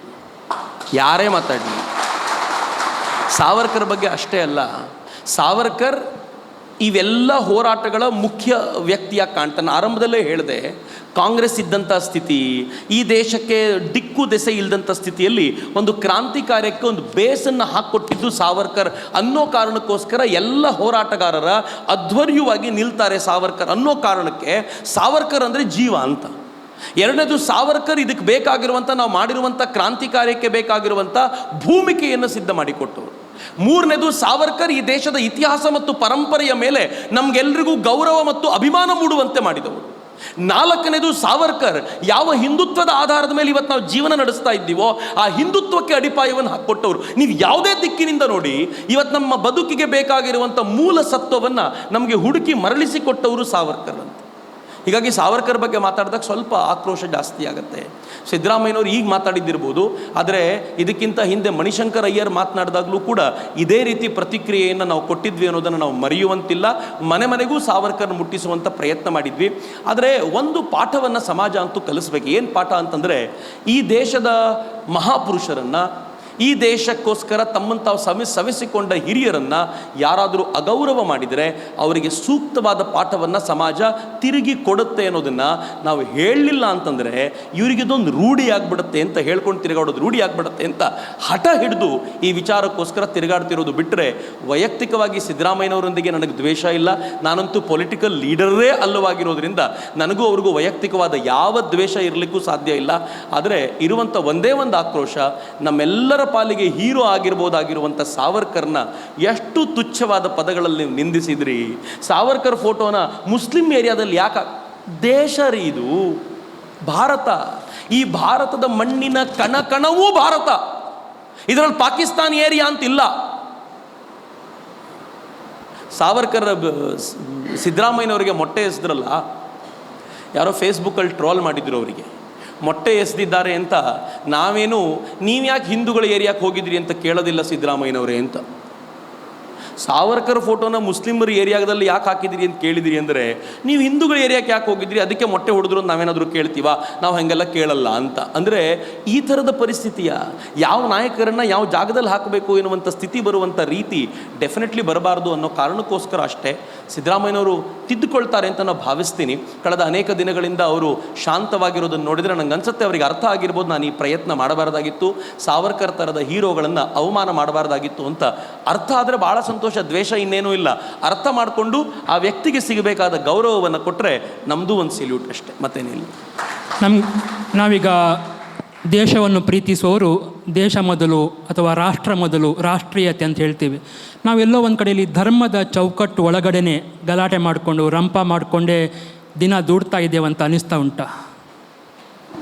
ಅಫ್ಕೋರ್ಸ್ ಕೆಲವೊಂದು ಸಲ ಅನಿಸುತ್ತೆ ನನಗೂ, ಧರ್ಮಗಳ ತಾಕಲಾಟ ಸಿಕ್ಕಾಪಟ್ಟೆ ಆಯಿತಾ? ದಿನ ಬೆಳಗಾದರೆ ಒಂದು ಜಗಳ ನಡೀತಿರುತ್ತಾ, ದಿನ ಬೆಳಗಾದರೆ ಒಂದು ಕೊಲೆ ನಡೀತಿರುತ್ತಾ ಅಂತ. ಆದರೆ ಮಹಾತ್ಮ ಗಾಂಧೀಜಿಯವರಂತೆ ಬದುಕು ನಡೆಸೋದು ಬಹಳ ಕಷ್ಟ. ಎದುರಿಗಿರೋರು ಹೊಡೆದಾಗಲೂ ಸುಮ್ಮನಿರಿ ಅಂತ ಹೇಳೋದಿದೆಯಲ್ಲ, ಭಾಳ ಸುಲಭದ ಸಂಗತಿ ಅಲ್ಲ. ಸ್ವಾಮಿ ಶ್ರದ್ಧಾನಂದರ ಹತ್ಯೆ ಮಾಡಿದ ರಶೀದ್, ಸುಮ್ಮನೆ ನೆನಪಿಸ್ಕೊಡ್ತೀನಿ ನಾನು ನಿಮಗೆ. ಸ್ವಾಮಿ ಶ್ರದ್ಧಾನಂದರು ಅಫ್ಕೋರ್ಸ್ ಕಾಂಗ್ರೆಸ್ಸಿಗೆ ತುಂಬ ಹತ್ತಿರವಾಗಿದ್ದವರು. ಆದರೆ ಮುಸಲ್ಮಾನರು ತೀವ್ರ ಪ್ರಮಾಣದಲ್ಲಿ ಕನ್ವರ್ಷನ್ ಮಾಡ್ತಿದ್ದಾರೆ, ಹಿಂದೂಗಳನ್ನು ಮರಳಿ ಕರೆಸಿಕೊಳ್ಳುವಂಥ ಯಾವ ವಾತಾವರಣವೂ ಇದ್ದಾಗ ಶುದ್ಧಿ ಚಳುವಳಿಯನ್ನು ಆರಂಭಿಸಿದವರು ಅವರು. ದೊಡ್ಡ ಪ್ರಮಾಣದಲ್ಲಿ ಶುದ್ಧಿ ಚಳುವಳಿ ಮಾಡ್ತಾ ಇದ್ದಾಗ ಕ್ಯಾಲಿಗ್ರಫಿ ಸುಂದರವಾಗಿ ಬರವಣಿಗೆ ಹೊಂದಿದ್ದಂಥ ಅಬ್ದುಲ್ ರಶೀದ್ ಅವರನ್ನು ಮಾತನಾಡಿಸ್ಬೇಕು ಅನ್ನುವಂಥ ನೆಪದಲ್ಲಿ ಬಂದು ಅವರನ್ನು ಗುಂಡು ಹೊಡೆದು ಕೊಲ್ತಾನೆ. ಶ್ರದ್ಧಾನಂದರು ತೀರ್ಕೊಳ್ತಾರೆ. ಶ್ರದ್ಧಾನಂದರು ತೀರ್ಕೊಂಡಾಗ ಅತ್ಯಂತ ಆತ್ಮೀಯರಾಗಿದ್ದ ಮಹಾತ್ಮ ಗಾಂಧೀಜಿ ಶ್ರದ್ಧಾನಂದರು ತೀರ್ಕೊಂಡ್ರು ಅನ್ನೋದಕ್ಕೆ ನನಗೆ ಭಾಳ ದುಃಖ ಇದೆ. ಆದರೆ ಅಬ್ದುಲ್ ರಶೀದ್ ಧರ್ಮ ಯೋಧ ಆಗಿ ತನ್ನ ಧರ್ಮವನ್ನು ಉಳಿಸ್ಲಿಕ್ಕೋಸ್ಕರ ಈ ಕೆಲಸ ಮಾಡ್ದ ಅಂತಾರೆ. ನಮ್ಗೆ ಹಿಂಗೆ ಹೇಳೋದು ಭಾಳ ಕಷ್ಟ ರೀ. ನಮ್ಗೆ ಹಿಂಗೆ ಹೇಳಲಿಕ್ಕೆ ಮನಸ್ಸು ಒಪ್ಪಲ್ಲ. ನಮ್ಗೇನು ಅನಿಸುತ್ತೆ ಅಂತಂದರೆ, ನೀವು ಕೇಳಿದಾಗ ಕೇಳಿದ್ದನ್ನು ಕೊಟ್ಟಾಯ್ತಲ್ಲ. ದೇಶ ಮೊದಲು ಅಂತ ಹೆಮ್ಮೆಯಿಂದ ಹೇಳ್ಕೊಳ್ತೀವಿ. 1947 ದೇಶ ಮೊದಲು ಅನ್ನುವ ನಾವು ದೇಶವನ್ನು ತುಂಡು ಮಾಡಿ ಕೊಟ್ಟವಲ್ಲ. ಯಾತಕ್ಕೋಸ್ಕರ ಕೊಟ್ಟಿದ್ದು? ನೀವು ನಮ್ಮ ತಮ್ಮಂದಿರಾಗೆ ಆರಾಮಾಗಿರಿ ಅಂತ. ಮತ್ತೆ ದೇಶವನ್ನು ತುಂಡು ಮಾಡಬೇಕು ಅಂದರೆ ವಿ ಕ್ಯಾನಾಟ್ ಅಕ್ಸೆಪ್ಟ್. ಹೀಗಾಗಿ ಧರ್ಮ ಒಂದು ಮೇಜರ್ ರೋಲನ್ನು ವಹಿಸುತ್ತೆ. ಸಾವರ್ಕರ್ ಅದನ್ನೇ ಹೇಳ್ತಾರೆ, ನಮ್ಮ ಹಿಂದೂ ಅನ್ನೋದು ನನ್ನ ಪಾಲಿಗೆ, ಹಿಂದುತ್ವ ಅನ್ನೋದು ಭಾರತೀಯತೆಗಿಂತ ಭಿನ್ನವಲ್ಲ ಅಂತ. ನಾನು ಭಾರತೀಯ ಅಂತ ಹೇಳ್ಕೊಳ್ಳುವಾಗ ಅದ್ರ ಜೊತೆಗೆ ನಾನು ಹಿಂದೂ ಅನ್ನೋದು ಸೇರಿಕೊಳ್ಳುತ್ತೆ ಅಂತ ನಾನಂತೂ ಭಾವಿಸ್ತೀನಿ. ಹೀಗಾಗಿ ದೇಶ ಮೊದಲು ಅಂದಾಗ ನನಗೆ ಧರ್ಮವೂ ಕೂಡ ಅಷ್ಟೇ ಪ್ರಾಮುಖ್ಯತೆಯನ್ನು ಹೊಂದಿದೆ ಅನ್ನೋದು ನನ್ನ ಪಾಲಿನ ಚಿಂತನೆ. ಹೀಗಾಗಿ ನನಗೆ ಅದರಲ್ಲಿ ಯಾವ ವೈರುಧ್ಯವೂ ಇಲ್ಲ. ಇಲ್ಲಿರುವಂಥ ಯಾರಿಗೂ ಆ ವೈರುಧ್ಯ ಇರಲ್ಲ ಅಂತ ನಾನು ಭಾವಿಸ್ತೀನಿ. ಸಾವರ್ಕರ್ ಅವರ ಬಗ್ಗೆ ಮತ್ತು ನಾಥೂರಾಮ್ ಗೋಡ್ಸೆ ಅವರ ಬಗ್ಗೆ ತುಂಬ ಕೀಳು ಮಟ್ಟದಲ್ಲಿ ಕೆಲವರು ಮಾತಾಡ್ತಾರೆ. ಅವರ ಲೈಂಗಿಕ ಬದುಕಿನ ಬಗ್ಗೆ ಕೆಟ್ಟದಾಗಿ ಮಾತಾಡ್ತಾರೆ. ಈ ಬಗ್ಗೆ ನೀವು ಏನಾದರೂ ಹೇಳ್ತೀರಾ? ಅದನ್ನು ಹಾಗೆ ಬರೆಯುವವರಿಗೆ ಅಥವಾ ಕಮೆಂಟ್ ಮಾಡುವವರಿಗೆ. ಕೆಲವೊಂದು ಕಮ್ಯುನಿಸ್ಟರು ಸಿಕ್ಕಿದ್ದೆಲ್ಲ ಮಾತನಾಡ್ತಾರೆ. ಅವರಿಗೆ ಹೇಳಲಿಕ್ಕೆ ಏನಾದರೂ ಒಂದು ಆರೋಪ ಬೇಕು ಅಷ್ಟೇ ಮಾಡಲಿಕ್ಕೆ. ನಾನು ಓದಿದ್ದೀನಿ, ಯಾವ ಆರೋಪಗಳಿಗೂ ಪ್ರೂಫ್ ಇಲ್ಲ. ಸರ್ಜಿಕಲ್ ಸ್ಟ್ರೈಕಿಗೆ ಪ್ರೂಫ್ ಕೇಳಿದ ಜನ ಇಂಥದ್ದಕ್ಕೆಲ್ಲ ಏನಾದರೂ ಪ್ರೂಫ್ ಕೊಡಬೇಕು ಅಂತ ಯಾವತ್ತೂ ಆಲೋಚನೆ ಮಾಡಲ್ಲ. ಆದರೆ ನಾನು ಯಾವತ್ತೂ ಒಮರ್ ಅಬ್ದುಲ್ಲಾ ಮತ್ತು ರಾಜೀವ್ ಗಾಂಧಿ ಒಂದೇ ಥರ ಕಾಣ್ತಾರೆ ಅಂತ ಹೇಳಲ್ಲ. It's not my statement. ಹಂಗೆ ಹೇಳೋದು ಸರಿಯಲ್ಲ ರೀ. ನಾನು ಯಾವತ್ತೂ ಅದನ್ನು ಹೇಳೋ ಪ್ರಯತ್ನ ಮಾಡಲ್ಲ ಅಂತ. ಅಂದರೆ ವಿ ಶುಡ್ ಬಿ ಕೇರ್ಫುಲ್ ಮಾತಾಡುವಾಗ, ಹಂಗಲ್ಲ ಅಂತ. ಹೀಗಾಗಿ ಆರೋಪಗಳನ್ನು ಮಾಡೋರಿಗೇನು, ಮನಸ್ಸಿಗೆ ಬಂದಂತೆ ಆರೋಪಗಳನ್ನು ಮಾಡ್ತಿರ್ತಾರೆ. ಆದರೆ ಈ ಆರೋಪಗಳಿಗೆಲ್ಲಕ್ಕೂ ಉತ್ತರ ಕೊಡಬೇಕಾ ಅನ್ನೋದು ಭಾಳ ದೊಡ್ಡ ಪ್ರಶ್ನೆ. ಎಲ್ಲ ಆರೋಪಗಳಿಗೂ ಉತ್ತರ ಕೊಟ್ಕೊಂಡು ಕೂತ್ಕೊಳ್ಳಿಕ್ಕೆ ಆಗಲ್ಲ. ಆದರೆ ಇರೋದು ಒಂದೇ ಒಂದು ಏನು ಅಂತಂದರೆ, ಸಾವರ್ಕರ್ರ ಜೀವನವನ್ನು ಯಾರು ತಿಳ್ಕೊಳ್ತಾನೋ ಅವರಿಗೆ ಅಂತರಂಗದ ಅರ್ಥವಾಗತ್ತೆ ಅಂತ ನಾನು ಭಾವಿಸ್ತೀನಿ. ಹೀಗಾಗಿ ಸಾವರ್ಕರ್ ಬದುಕನ್ನು ಅರ್ಥ ಮಾಡಿಕೊಳ್ಳುವ ಸಾಮರ್ಥ್ಯ ಖಂಡಿತವಾಗಿಯೂ ಇದೆ ಅಂತ ನಾನು ಅಂದ್ಕೊಳ್ತೀನಿ. ಕೊನೆಯದಾಗಿ, ನಾವು ವೀರ್ ಸಾವರ್ಕರ್ ಅವರ ಬದುಕಿನಿಂದ ಒಬ್ಬ ಹಿಂದೂವಾಗಿ, ಈ ದೇಶವನ್ನು ಪ್ರೀತಿಸುವನಾಗಿ, ಒಬ್ಬ ಹಿಂದುತ್ವವಾದಿಯಾಗಿ ಏನು ಅಂಶಗಳನ್ನು ಜನಸಾಮಾನ್ಯರು ನಾವು ಏನು ತೆಗೆದುಕೊಳ್ಳಲಿಕ್ಕೆ ಸಾಧ್ಯ ಉಂಟು ಅಂತ ಹೇಳ್ತೀರಿ? ಒಂದು, ರಾಷ್ಟ್ರ ಸರ್ವೋಪರಿ ಮಿತ್ರರೇ. ಈ ರಾಷ್ಟ್ರದ ಗೌರವವನ್ನು ಯಾವ ಕಾರಣಕ್ಕೂ ಯಾರ ಮುಂದೆಯೂ ಕೆಳಗೆ ಬೀಳಲಿಕ್ಕೆ ಬಿಡಬಾರದು ಅನ್ನೋದಷ್ಟೇ ನಂದು ಯಾವಾಗಲೂ ಪ್ರೀತಿ. ನಾನು ಈ ದೇಶದ ಪ್ರಧಾನಿಯನ್ನು ಮೆಚ್ಚೋದು ಯಾಕೆ ಅಂತಂದರೆ, ಅವರು 2014 ಎಲೆಕ್ಷನ್ಗೆ ಹೋಗುವಾಗ ಹೇಳಿದರು, ಸೌಗಂಧ ಮುझे ಇಸ್ ಮಿಟ್ಟಿ ಕಾ ಮೈ ದೇಶ ನಹಿ ಝುಕನೆ ದೂಂಗ ಅಂತ. ನನಗದೊಂಥರ ರೋಮಾಂಚನ, ಥ್ರಿಲ್ ಆಗುವಂಥ ಭಾವ ಅದು. ಯಾಕೆ ಅಂತಂದರೆ ಸಾವರ್ಕರ್ ಹೇಳ್ಬೋದಾಗಿರುವಂಥ ಮಾತುಗಳು, ಹೇಳಿರ್ಬೋದಾಗಿರುವಂಥ ಮಾತುಗಳದು. ಈ ಮಣ್ಣಿನ ಮೇಲೆ ಆಣೆ ಮಾಡಿ ಹೇಳ್ತೀನಿ, ಈ ದೇಶದ ಗೌರವವನ್ನು ಒಂದು ಚೂರು ಕಡಿಮೆ ಆಗಲಿಕ್ಕೆ ಬಿಡೋದಿಲ್ಲ ಅಂತ ಭಾವಿಸೋದಿದೆಯಲ್ಲ, ಸಾವರ್ಕರ್ ನಮ್ಗೆ ಕಲಿಸ್ಕೊಟ್ಟಿರುವಂಥ ಪಾಠ ಅದು. ಸಾವರ್ಕರ್ ಕಲಿಸ್ಕೊಟ್ರು, ಸಣ್ಣ ಪುಟ್ಟ ಕಾಂಪ್ರಮೈಸಿಗೆ ತಲೆ ಕೆಡಿಸ್ಕೊಳ್ಬೇಡಿ, ದೊಡ್ಡ ಗುರಿಯನ್ನು ರೀಚ್ ಮಾಡಲಿಕ್ಕೋಸ್ಕರ ಏನಕ್ಕೆ ಬೇಕಿದ್ರೂ ಸಿದ್ಧವಾಗಿ ಅಂತ ಹೇಳಿಕೊಟ್ರು. ನಾವು ಕಲಿಬೇಕಾದಂಥ ಅಗತ್ಯ ಇದೆ. ಸಾವರ್ಕರ್ ಹೇಳಿಕೊಟ್ರು, ನಮ್ಮ ಧರ್ಮ ಎಲ್ಲಕ್ಕಿಂತಲೂ ಶ್ರೇಷ್ಠ. ಈ ಧರ್ಮದ ಮೇಲೆ ಆಗ್ತಾ ಇರುವಂಥ ಆಘಾತಗಳನ್ನು ನಾವು ಪ್ರತಿಯೊಬ್ಬರೂ ಯೋಧರಾಗಿಯೇ ತಡಿಬೇಕಾದಂಥ ಅಗತ್ಯ ಇದೆ ಅಂತ ಸಾವರ್ಕರ್ ಹೇಳಿಕೊಟ್ರು. ಈ ದೇಶದ ರಕ್ಷಣೆಗೋಸ್ಕರ ಯಾವ ಹಂತಕ್ಕೆ ಬೇಕಿದ್ರೂ ಹೋಗೋಣ ಎನ್ನುವಂಥ ಪರಿಕಲ್ಪನೆಯನ್ನು ಕಟ್ಟಿಕೊಟ್ಟದ್ದು ಸಾವರ್ಕರ್. ಈ ಕಾರಣಕ್ಕೆ ನನಗನ್ಸುತ್ತೆ ಸಾವರ್ಕರ್ ಈ ಚಿಂತನೆಯ ಪಾಠವನ್ನು ನಮ್ಮ ರಕ್ತದೊಳಗೆ ನಾವು ಸೇರಿಸಿಕೊಳ್ಬೇಕಾದಂಥ ಅಗತ್ಯ ಇದೆ ಅಂತ. ಥ್ಯಾಂಕ್ ಯು ಚಕ್ರವರ್ತಿ ಅವರೇ.